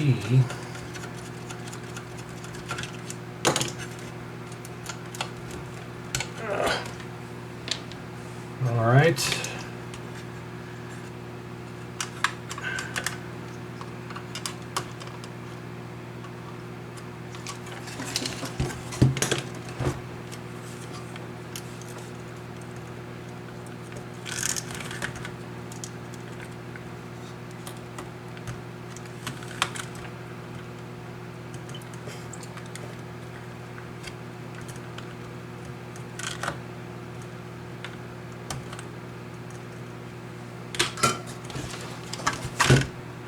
Alright, so with this out of circuit completely, I don't want to waste any. Waste the towel here, wiping stuff off. I'll just throw it in the garbage. So HOT out of circuit, checks good. This is the one that they're talking about. So here's the HOT. You see middle lead negative, each outer leg should be 0.47 or so. That HOT is good. Well, at least it's not shorted. What about our voltage regulator? 3 and 4. That's definitely shorted. So now with those completely out of the circuit, do we still read a short across this? We do. Something else is bad, boys and girls. Is it our critical safety cap? Nope. That's normal. What about D18? D18 is good. Our width cap is good. We already checked everything else. All that's left is the flyback. So if we desolder the two flyback legs that are on the ground, so you see here that this trace here follows through, goes to this leg for ground and this leg for ground. I want to desolder these two legs and see if it still reads shorted. If the short goes away, our flyback is bad. And that's going to be bad news because I am fresh out. And this video will have to be delayed.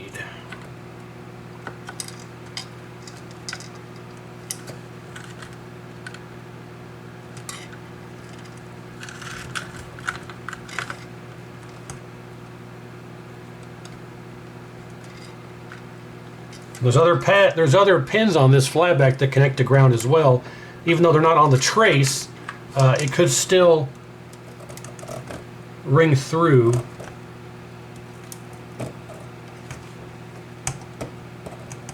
And it may be hard to keep these from reading to ground. Okay, so this one is not going to ground. This one's not going to ground. What do we read now? It's still shorted.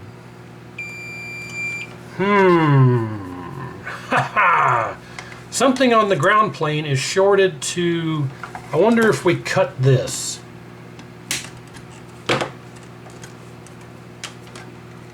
The short is gone. Okay. So let's solder our flyback in. Our flyback back in. And I cut this trace because it goes around to this other side of the circuit. So with the flyback back in, our short is still gone.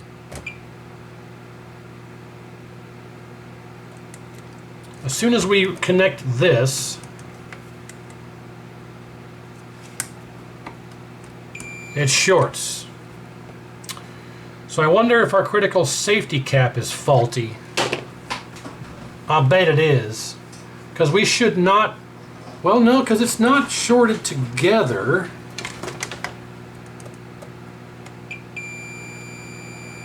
Of course that one's going to be because it's got the leg. Huh. But this cap is definitely bad. I mean, if I touch the two legs here, it's short, dead short. Hang on, wait a minute, what? Yeah, dead short. So that cap's definitely faulty, but the diode is fine. So that's carrying on through here, across this. Is that a jumper? That's a jumper. Across to, that's our transformer. That's a 0 ohm resistor. Huh. Well, I'm skeptical of this cap. I'm going to take this safety cap out of here. I think I actually have one I can put in here that's known good, and that'll verify whether it's this or not.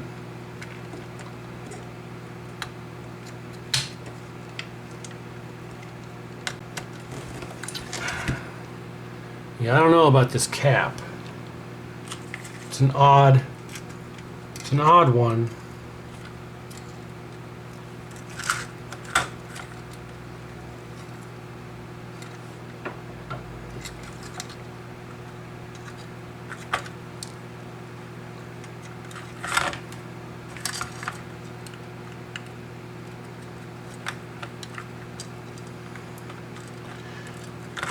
It's an odd one, like 7 inches from a midday sun.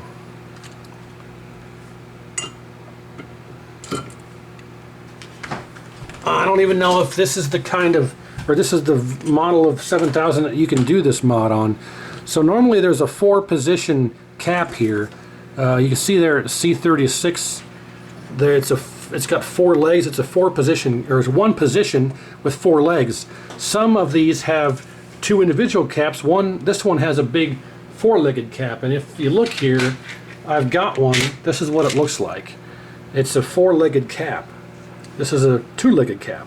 What you do is you put this through there, and you can actually jumper the pads, because these two legs here are shorted together internally. These two should be together.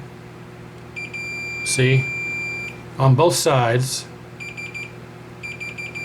but they should not read across each other.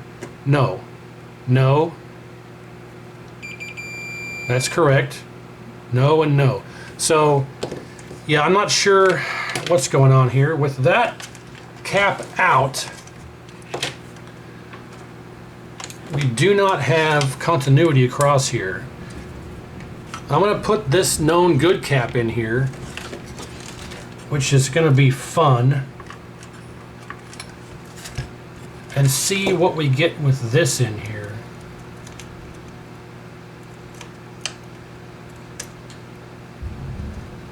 I'm just trying to line the legs up right now. Okay, that should go right in. He says, with all the confidence in the world.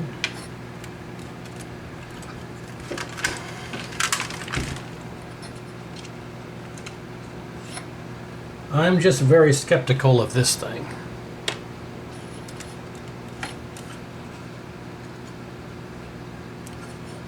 I think maybe they used the wrong pads on this. I cannot see a rootin' tootin' thing here. There we go. Okay.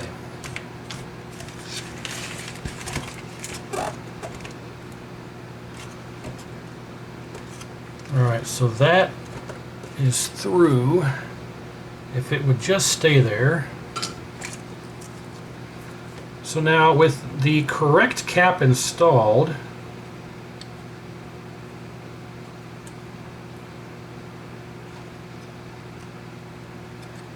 do we have continuity across here? Yes. So it's not this cap. But we're going to leave that one in there anyway. So what's causing that? I am suspecting the flyback. It's got to be. There shouldn't be. See, I'll show you. Here, look. If I grab this one right here that we just saw working not that long ago, and it's got that C37 in there, it's right there with that diode, and I go across these pads, it is not shorted. It doesn't even read. Doesn't even register. As a matter of fact, there's our diode, 0.439. Across C37, 0.39, because they're connected together in circuit. This one is shorted over here, so something is wrong. And if it's not the HOT being in circuit, or the voltage regulator being in circuit, or the critical safety cap being bad, I am going to go with the flyback. So I'm going to have to desolder this flyback.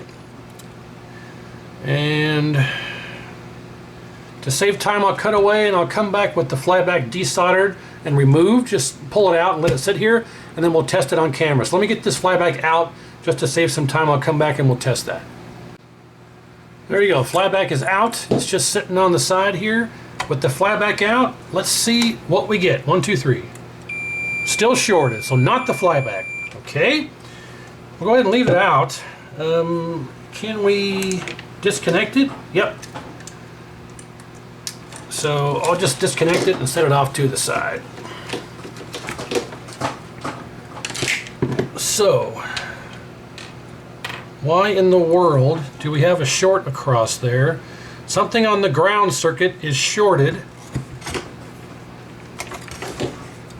but only when you have the critical safety cap installed. This is ground, so if we go across here, these two are shorted, but only when these are supposed to be shorted.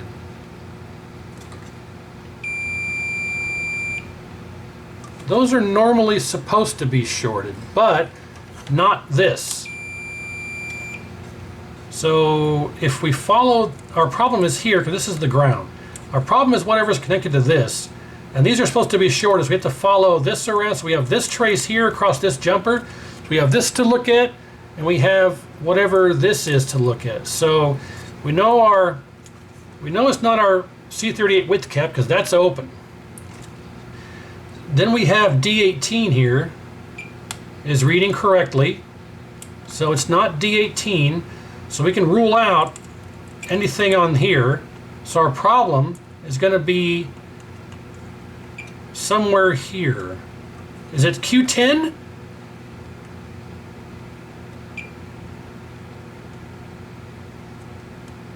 .5 and 0.6. Q10 is fine.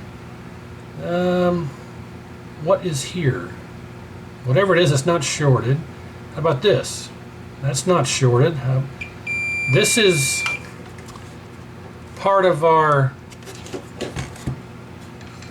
drive transformer, and that's 44 ohms. That's correct.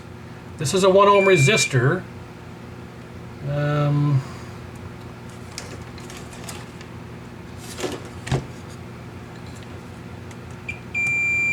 Oh, what's this? That's a film cap. If we measure the same thing on this chassis, Yeah, that's normal. It's 1 ohm. Okay. So on this chassis, it's 1 ohm. I don't even know if you can see that. 1 ohm. 1 ohm, so that's fine.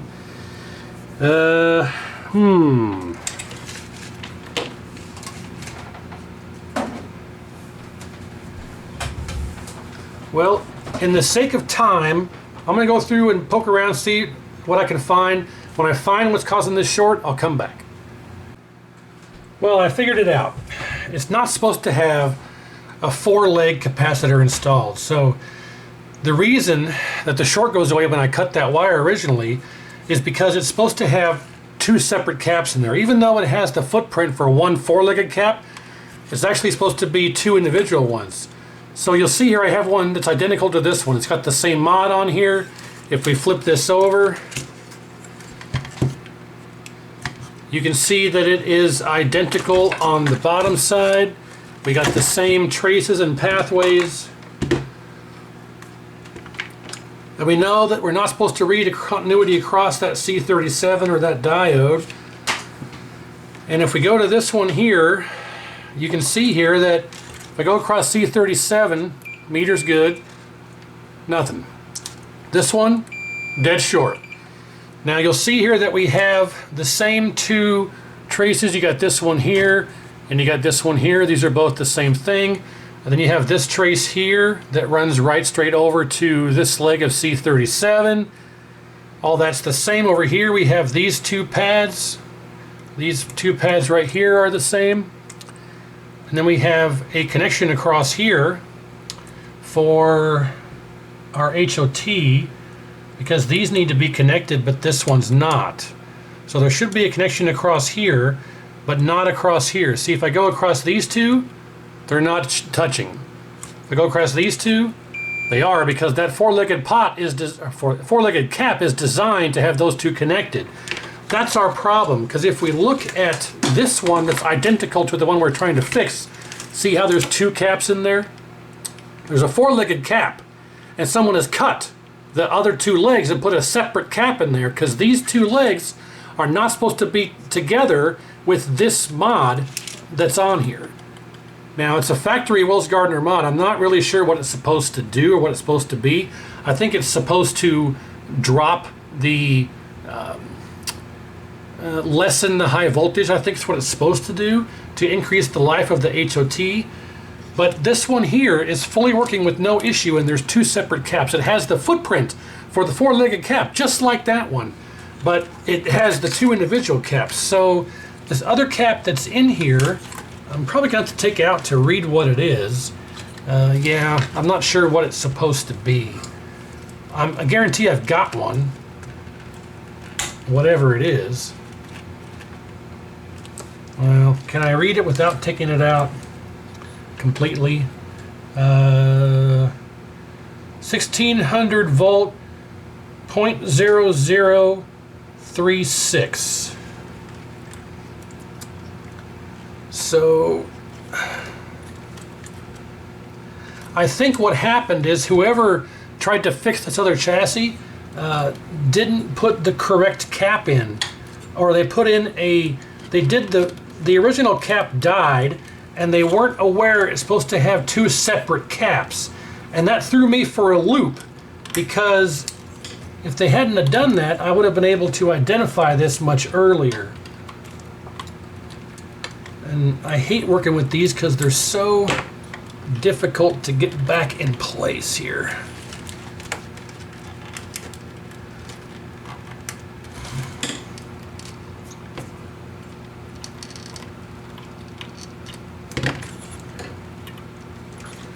I'll probably just put this back in place later and just continue on here, but can I get lucky here? Probably not. I can never get lucky. Story of my life. Nope. Well, I'll put this back together later. Just was using this for show and tell here. So we're going to have to find a 1600 volt 0.0036. Is that what it was? Nope, that's a width cap. That's a width cap. That's a width cap. Here's a 1600 volt 715P. I mean, we could probably use that, but yeah, 1.6K, we're going to use this one. I think this is the one that we're supposed to use. I think that's what we're supposed to use. So what I need to do is probably take this back out and actually, you know what? I think I have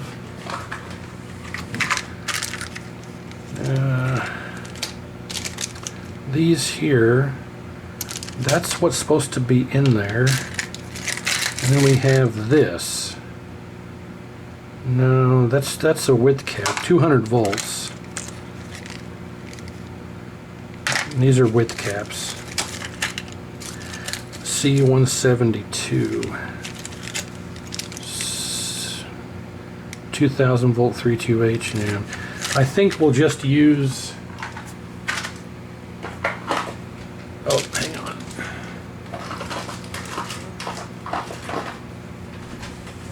What we'll do is I'm going to put this one back in that we took out and put this one in here. So let's get this one back out. As much fun as this was to get in there.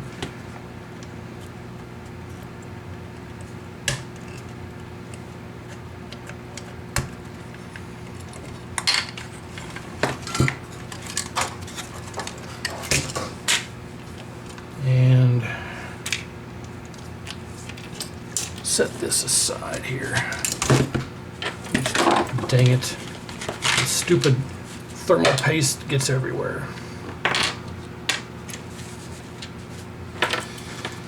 And man, this is turning out to be a little bit more involved than I was expecting. So to recap, no pun intended. This is supposed to have two individual caps, even though it has the footprint for one large four foot cap. It actually uses two separate caps because of this other mod that they got going on here. And and when whoever worked on this previously, I don't think they were aware of that.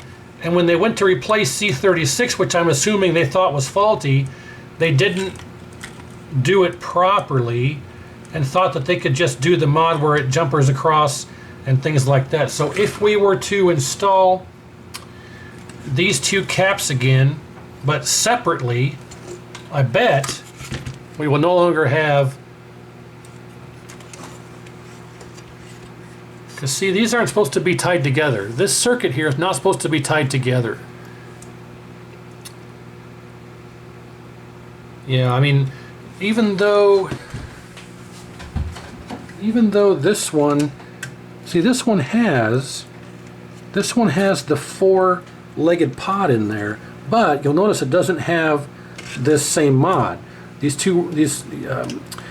yellow and red wires that run down here, this one doesn't have that, which is why it has the four-legged pod, and which is why it's not connected together on the trace, because it's connected together on the actual capacitor.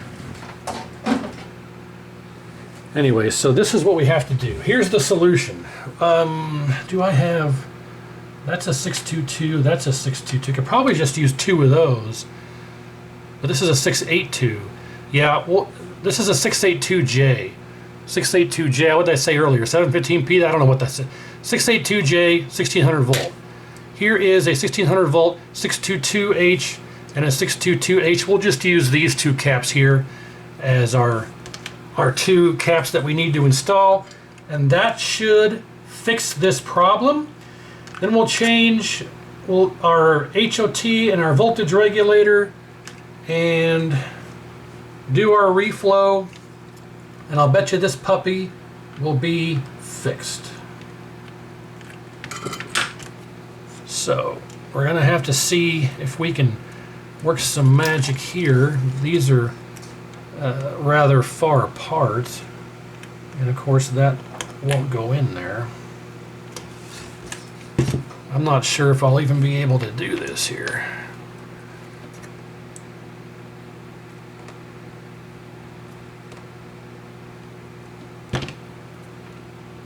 Okay, yep, that'll work. But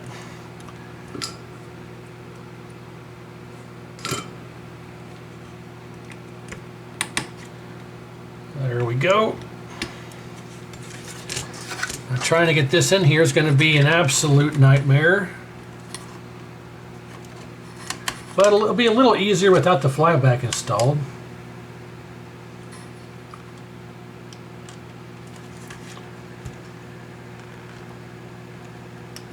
Ugh.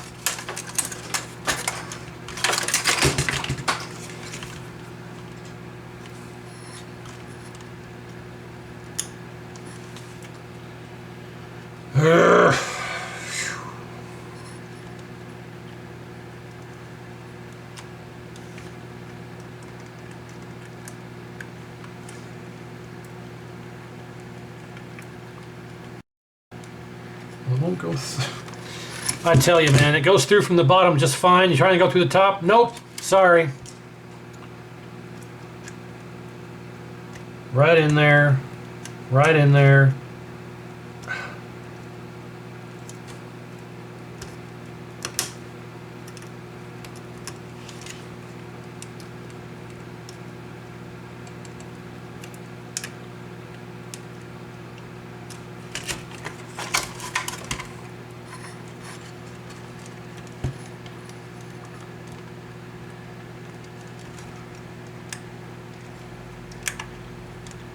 Okay, there's one. Good Lord.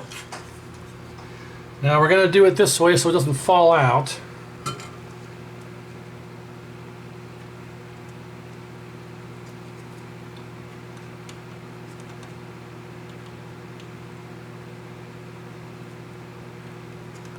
All right, so there's one. And I'm pretty sure this one I'm not going to be able to make this one work.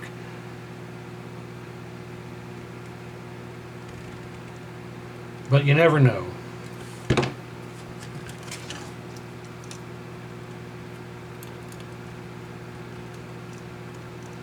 Well, yeah, it went in there, but I don't know how much of it's going to be able to be sticking out so we can solder it, but we'll find out.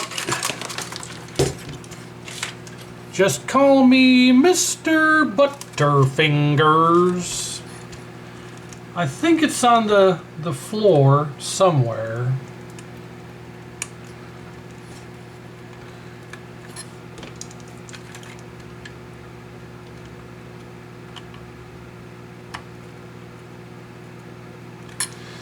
All right. Hey, we got him in there. So now with our two safety caps in there, is our short gone?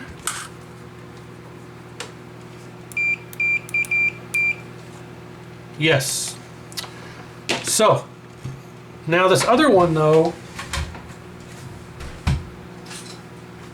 we need to see, they got this all jumpered across here. That's the way it probably should be.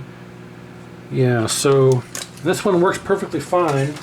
So we'll have to do the same thing on this one. So with that done, let's go ahead and replace the HOT and the voltage regulator. We'll hang a fuse out here. So when we get this done, we'll be able to put one of those in there. And we need a C37. I did get this diode, which is D, I don't know. I can't read it. I did get that diode soldered back in. We also need a C37, which is 100 volt 0.15K. And I think I had that here. Right here, 100 volt 0.15K. You can't read it, but there it is. So I have a C37. And again, if we do this one, dead short, do this one, good. The problem is it's missing a leg here. I could probably make it work. What's this one? That's not it. That's not it. So I have a C37. That's great. Can I make it work? Oh yeah, I should be able to. I get easily distracted here. So if we just put that straight, and then do this.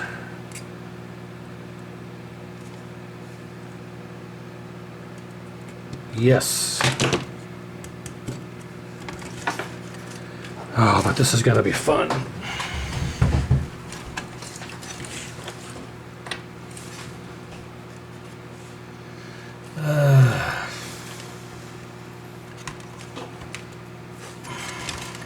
Ah!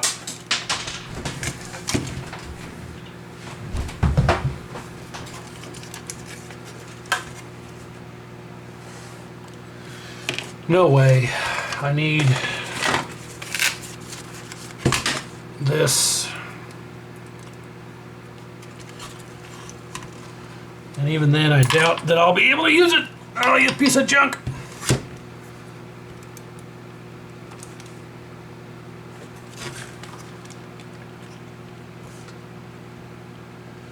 I gotta go around this way with it. Ah!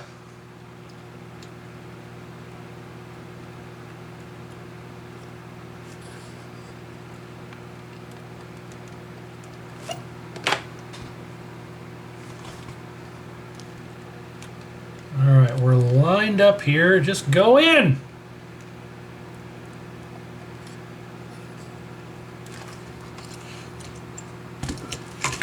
Again, it goes through just fine. When you try and fish it through from the bottom side, top side, nope, sorry. Not happening.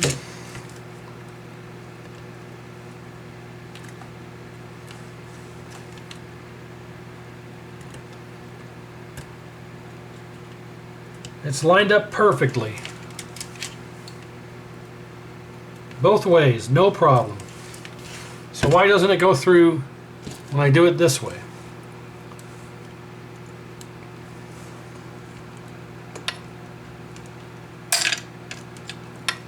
Because God hates me, that's why. And this stupid thermal paste is all over everything now.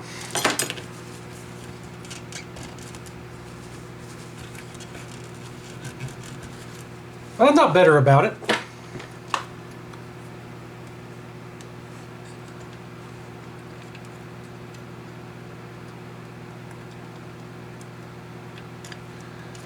I'm going to cut away until I get this in and I'll come back. Well, in the interest of moving things along, I went ahead and got everything done. I got the full reflow done, the complete rebuild, all of the R101 joints and R89 joints, and I redid the neck board and got everything installed. I got the C37 installed properly. I mentioned before, I got the dialed back in. I went ahead and did the light bulb test. It all worked fine. I got the circuit breaker reinstalled in case something explodes after hooking up or reconnecting the horizontal circuit. New HOT, new voltage regulator, and again, light bulb test worked fine. We already tested all the power circuit. It's good. I got everything reinstalled. I went ahead and did the jumper mod here with the new HOT installed. So these two legs should be together. These two should not be. That's why our C37 was reading shorted. Easy for me to say. And I think that's what actually caused the original C37 to short, because instead of using two caps like they were supposed to be, they just used one cap, whoever worked on this previously, and that's what took out the original C37. So after getting the C37 replaced and getting two individual caps installed, getting both the HOT and voltage regulator replaced, I also replaced the horizontal hold pot right there. The original was here, the one that was broken. So yeah, hold pot, voltage regulator, HOT, C37, blown fuse, and the incorrect C36 safety caps configuration. I got all of the reflow, cleaning, and rework accomplished. Flyback reinstalled, of course, all that stuff. Everything is good to go. So it's time to hook it up to a 25-inch tube and fire it up and see what happens. Alright, so here's our 25-inch tube. We got all the color pots set to center. Everything's connected. We have our anode, neck, yoke ground, power, video, and remote board. So we're going to turn this on, see if it turns on, see if it works, make sure it doesn't blow up, make sure our breaker doesn't pop. If so, we'll see if it operates and works as it should. I have a Golden T99 board here that we're going to just use for testing. So, all right, let's turn it on, see what happens. Here we go. 1, 2, 3. Nope. That HOT is shorting to the frame. I could hear it, and there's smoke coming off of it. That darn thermal paste. I just had a video like this the other day. If I turn off the overhead light, watch what happens. Yeah. So, gosh dang it. All right, well, I'll have to try and clean all that up a little bit better, replace that insulator, and see what I can get after that. All right, so there you go. The silicone insulator right in front of a mica insulator. So I doubled it up, cleaned up the back of the HOT where it was arcing, cleaned up the heatsink. Everything should be good now. And it's time to try it again here. So hopefully no sparks and it fires up. And then we'll see if it does what it looks like. So here we go. 1, 2, 3. Yes, it turns on. What do we get? It works.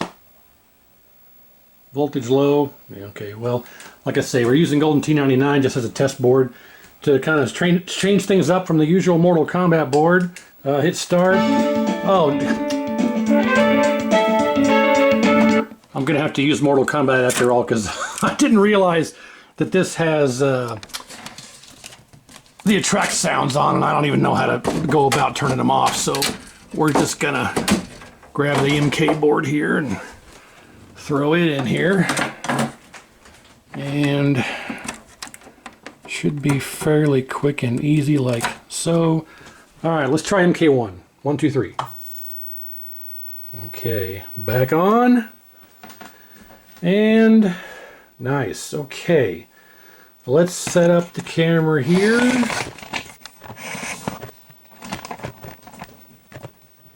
And see what we can do about this focus here. Oh, that's good there. All right, so black level all the way down, contrast all the way down. All of the color pots are centered, so we'll turn up our screen pot till we get raster lines. Or not. Well, that's weird. I mean, it's working, but we don't get raster lines. Or, I'm sorry, retrace lines. I say that every time. Well, regardless, okay, I'll turn the flyback completely off, turn it up about 1/4 turn, turn up black level till the background is not black anymore. I'm touching the V-hold pot. Background's not black. Turn it back down till it just goes black, roughly there. Come on, V-hold, stop doing that. There we go. So that's where we'll leave our brightness, and then we'll adjust our contrast as needed here. We'll go roughly there. Now let's turn brightness back down a little bit, readjust our focus. That looks pretty good. Hit our button. What do we look like here? Nice! We're a little too blue. I'll turn the blue drive down slightly. That's not bad. Turn our brightness up a little bit more. Whoop. These pots are scratchy. I'll have to clean these pots out. If I just push on the pot on the remote board, I don't know if you can see over here. If I just push on the pot, it goes crazy like that. So I need to clean up those pots, and it's bouncing a little bit. Let me clean these pots real quick. Hang on, I'll come right back. Okay, using a little bit of electro contact cleaner here, QD contact cleaner. I got all the pots on the remote board cleaned up, reflowed, and then also spray a little bit of this in the actual interconnect there and hooked it up and unhooked it a bunch of times, and it's all good to go now. So we are good. We're going to have to go into the menu here and do some adjustments.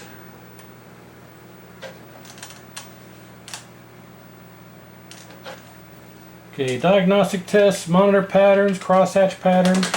All right, we're too wide, so let's do vertical position. That's as high as that goes. Our linearity seems good. 50-60 hertz pot is all right. 50, 60 hertz pot is all right. Easy for me to say. Okay, now let's do vertical position back down a little bit. There we go. Vertical size. Now again, we want the red boxes to be just off the screen. We want the green to be barely visible. Let's go down a little bit more. And then roughly right there is about perfect for our vertical position. H position, we're too wide, but roughly there is about equidistant. So I'm going to have to grab the width tool and do a little bit of adjustment on the horizontal width coil. And I'll see if I can snake this in here. There we go, and it's creeping in, creeping in. And that's about the limit of what I get before it quits moving. And if we adjust H position, not quite, but again, this is a television tube swap, and the horizontal coil is about 1.2, and the K7000 likes to be more closer to 2 ohms. So because we're at 1.2 versus 2, it's not quite, like we don't have the entire green box, but we'll call it okay, because if you put this on a regular 7000 yoke with a 2 ohm horizontal coil on the yoke, you'll be good. So I'll call that okay. The most important thing is that it does adjust. We can always adjust or change the C38 width cap later if we need to. But if we go back to the game, what's important is, do we have proper, that looks darn good. Do we have proper width? Yes, we got a little bit of gap, no problem. H position, look at that, successful. All right, we're 2 for 2. We'll do number 3 here shortly. I'm going to take a little break. It won't be a break for you, but I'm going to take a little break, and then we'll start with number 3 and see where we can get with that, and then we'll hopefully be 3 for 3. Okay, chassis number 3. Well, other than being very dirty, it is complete, and somebody has done some kind of butchery to this where they have put a 4-leg cap in C38's position, a crazy C37 in here. There's some oddball C37 in there. So again, C37 issues. The C38 width cap, someone's put a 4-legged cap in here, and they're only using 2 legs, which will work, but it is 400 volt 394J, so it's the right rating. So if it reads good, we'll probably just leave it in there, but that's just very odd. And nobody has capped this. The only caps that have been replaced are these 2 right here. And it's fairly dirty, so I guess we can begin by just wiping off this surface dirt, which may be all it needs. Somebody has also replaced the flyback. And these resistors have been smashed flat. Fix those.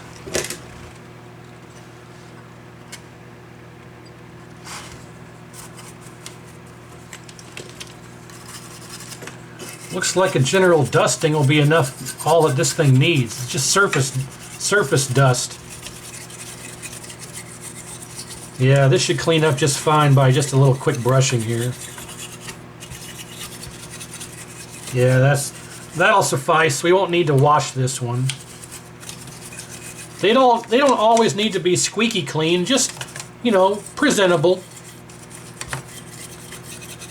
And the fuse isn't blown on this one, so this one is reportedly working with issues. And what I mean by that is I took the tape off of it already, but we already showcased it earlier. That should be fairly good. Well, I think that cleaned up pretty well. All right. This says bad chassis out of X-Men. Wiggles. unable to adjust width, brightness, and colors off. Unable to adjust width. Does that mean that the core doesn't move? Or does that mean that the image doesn't move when the core does? Well, the core moves just fine. So that's not the problem. It could be the tube they were using to test this with. Oh my lord. Okay, well, I just noticed that.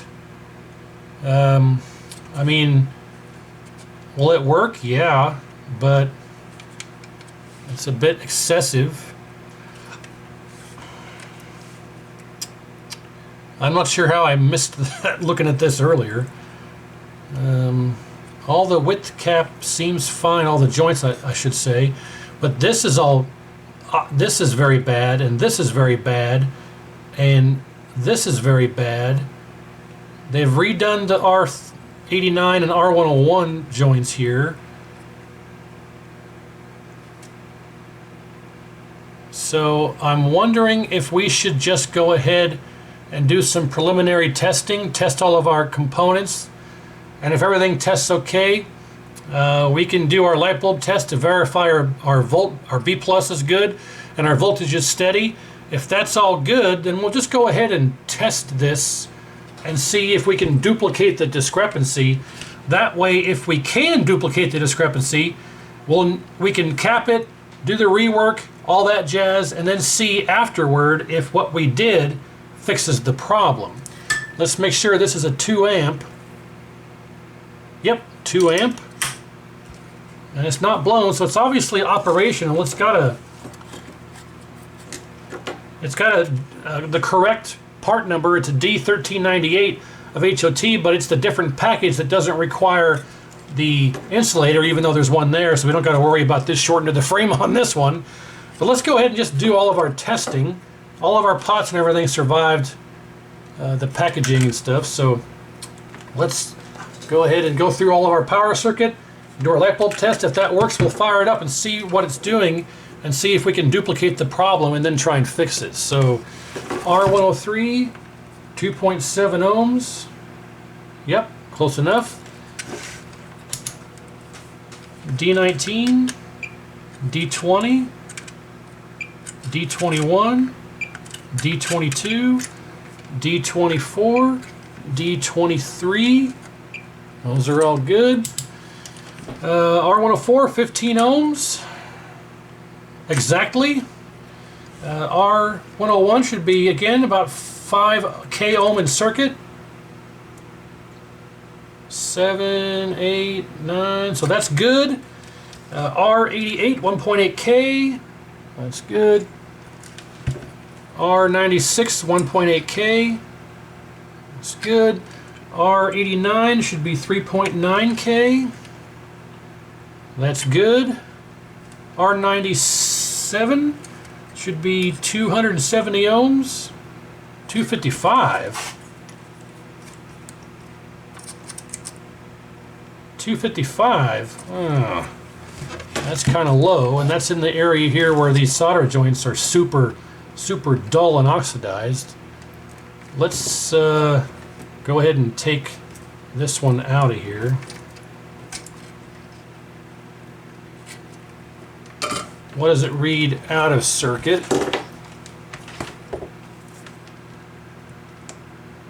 255. Yeah, that's. I'm going to replace this because that's too low. I'll grab this 7000A parts board and we'll steal R97 out of this guy.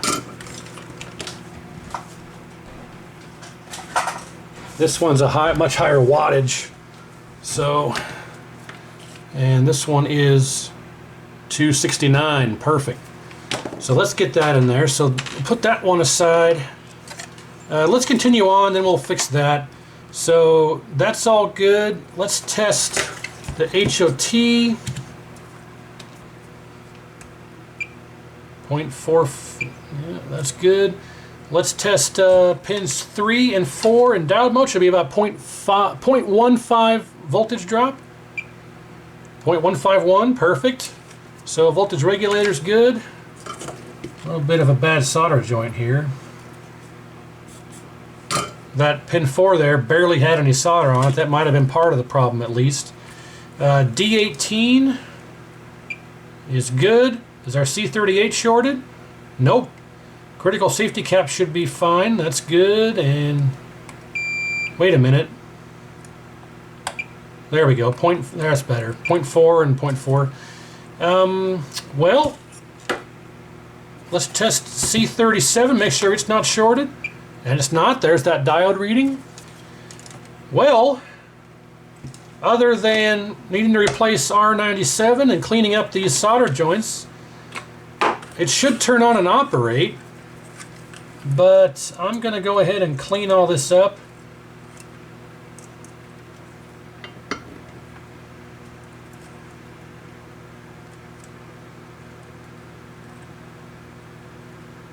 I probably shouldn't do this, just so we can verify that, you know, if something's still happening with this and then we reflow all this, it'll work, but that's okay. I'm betting on the fact that whoever was testing this probably wasn't testing it properly, or there was some kind of other condition. Maybe the tube was bad, maybe their voltage was bad, maybe that bad solder joint on pin 4 there was causing low B+.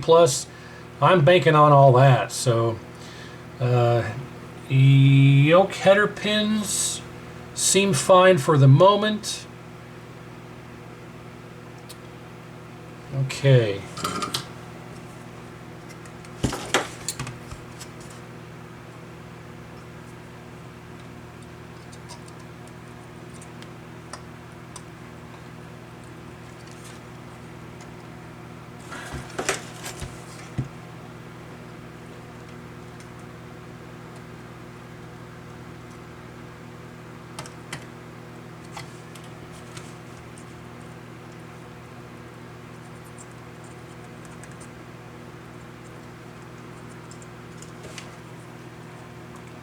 Fold that over. That's more like it.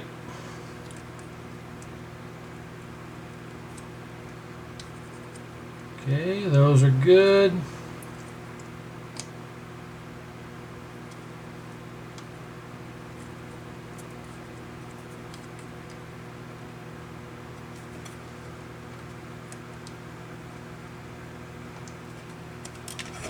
Fold that over too.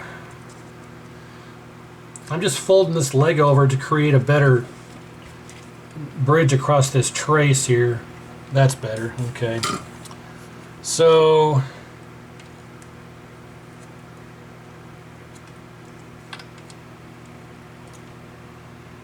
all right, R104 is fine, thermistor's fine.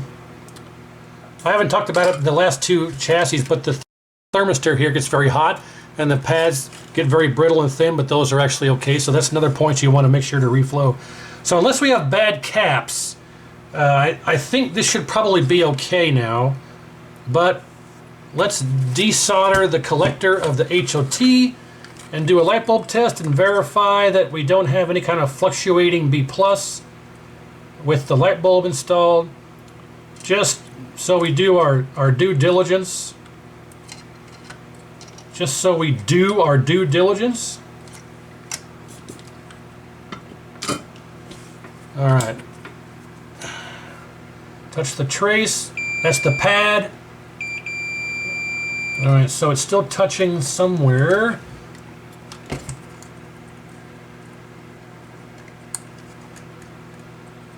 There we go. Not touching. So now we can get our light bulb and connect it up along with our meter in volts DC and ground. But we're going to have to strip these power wires because someone was kind enough to cut them for me.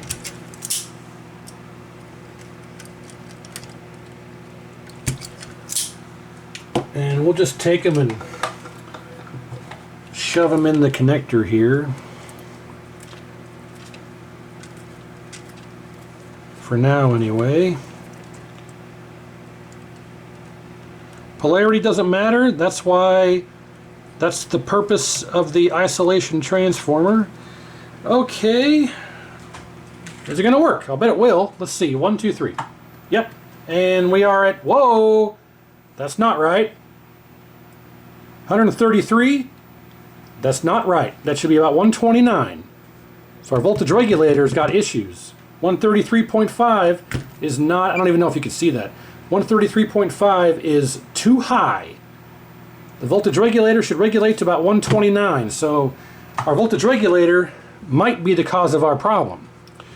So I think we're just going to go ahead. I talked about verifying the discrepancy and then working on the chassis and testing things out, but with this saying wiggles unable to adjust with brightness, I think the wiggling might be part of the issue of our B plus being too high and not being steady. You saw it bouncing around there. So I'm going to go ahead and just change the voltage regulator in the interest of time, because I'm pretty sure that's going to be at least part of our problem. And you know, the voltage regulator has its whole purpose in life is to regulate 129 volts, so 130. You know, because the light bulb actually is about 1 volt too low compared to the CRT. If the light bulb was 129, the CRT be 130. 129.7 actually, around there is what it usually is.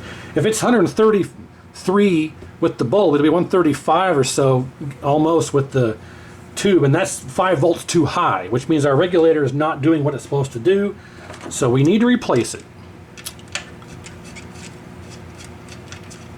And I didn't even test.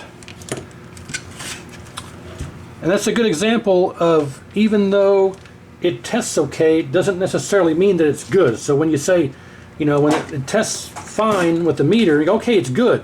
Doesn't mean it's good, it just means that it doesn't test bad. So under load, you saw it was failing. We had the proper, so I bet you we're reading 180 ohms here. Yeah, 177. So even though it reads the way it's supposed to, under load, bad. So we need to replace it. And I don't want to condemn it yet, because we could put a new one in here and have the same problem. Then we'll know that it's not the voltage regulator, and we'll have to go hunting as to what it could possibly be. Well, I don't even know if pin 1's even soldered in. Look at this. I'm not even sure if that pin's even soldered in. I didn't do that. Let's check our meter here. Let's go to this trace and touch the pin. It's not, oh, pin 1's not even soldered in. Ha! Look at that. Here's the trace, here's the pad, here's the pin. Pin 1 isn't even soldered in. Oh man, what knucklehead, what knucklehead worked on this? Yeah, I don't think, I talked about pin 4 not being soldered in. They didn't solder in pin 1 either. How about now? Hey, there we go. Man. Is our light bulb test going to work now? I'm pretty sure that if you can't regulate your B plus properly, you're going to have wiggles and all kinds of stuff in your image. So I'm going to go ahead and go out on a limb and say that's probably what the problem is with this. The voltage regulator wasn't soldered in properly. I should have caught that, but I didn't notice it until just now. And that won't stay in there. There we go. Okay. Any bets on whether it'll be 129-ish now? Volts DC. We'll go power. We'll go ground. And make sure that's all plugged in. Stay there, you. Okay, here we go. Place your bets. 1, 2, 3. And look at that. 129. Perfect. Well, boys and girls, there's an example of you need to you need to solder your stuff in all the way. Speaking of which, let's resolder in that HOT. And let's grab the tube and hook it up. See what we get. And if it works without issue, I'll go ahead and cap it, reflow it, finish the reflow, I should say. Cap it, finish the reflow, and we'll be 3 for 3. I'm not going to show any of that because I've shown that before, and cap kits are fairly self-explanatory, and you saw me do the reflow on the last 2 of them, so this one hopefully will be the easiest of the 3. So all down, all because of a voltage regulator not soldered in all the way. The rest of them look okay. So alright, so we got that soldered back in. That's everything tested okay. Alright, I'm going to grab a tube, hook this up, and we'll try and see if we're 3 for 3. Alright, so number 3 on the tube, we got our anode, neck, yoke, ground, power, video, and remote all connected. And other than the voltage regulator not being soldered in properly and that slightly out of spec R97, I'm assuming that's probably going to be the only issue with this, but we'll find out here. Oh, I forgot to, man, it's always something. I forgot to reconnect the MK board here after having the camera on the overhead. So that should work. All right, here we go. 1, 2, 3. Okay, it comes on. What do we get? Boom. Well, it is a bit wobbly. I'm not sure if you can tell. We'll leave it run here for a few minutes. It may be because of the contrast being way too high here. Okay. Let's not run into things here.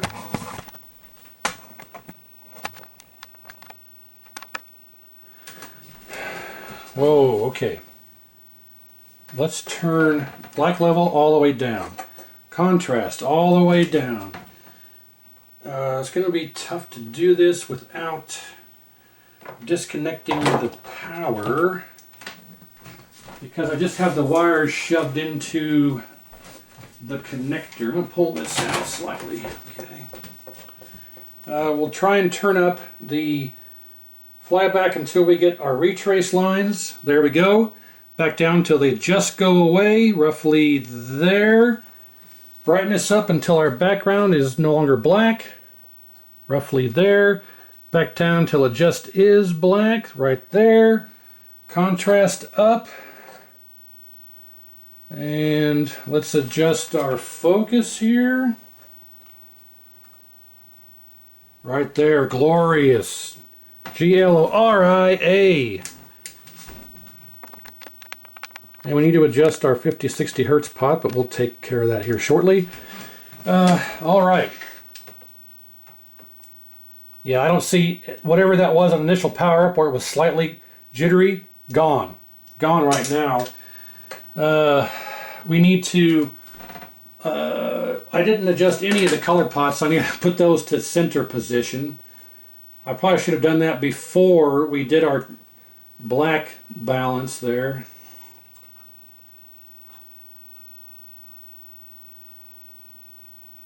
All right. So now let's go into the menu.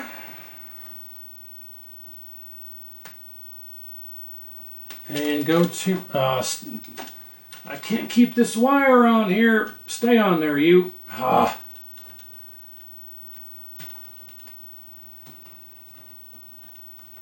Man. Maybe this one. Stay on there. There we go. Okay. Monitor patterns, crosshatch. Okay. Let's turn our brightness back down. H position. Roughly there.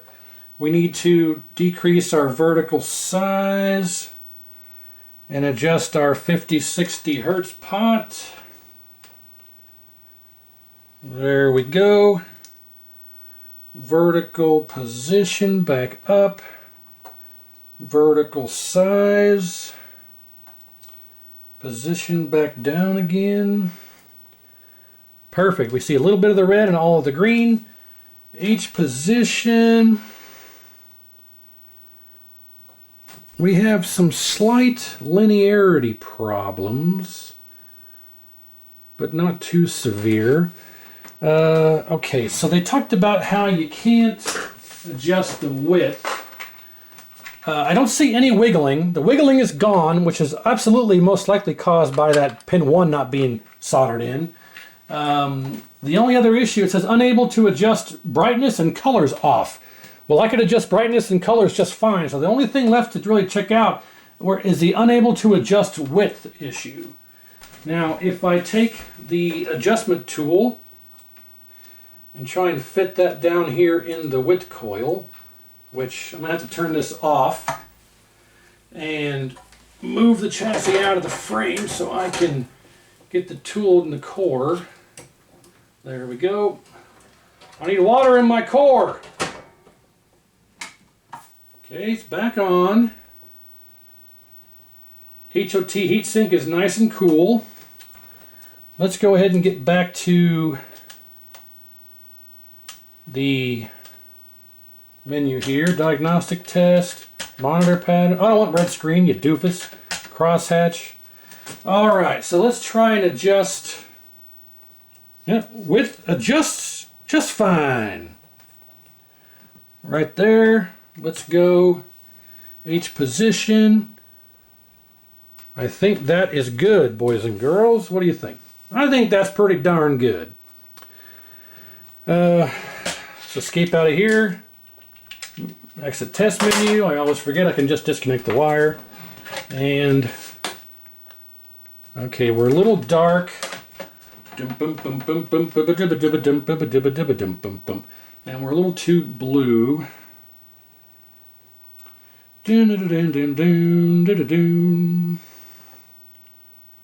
Colors are just fine.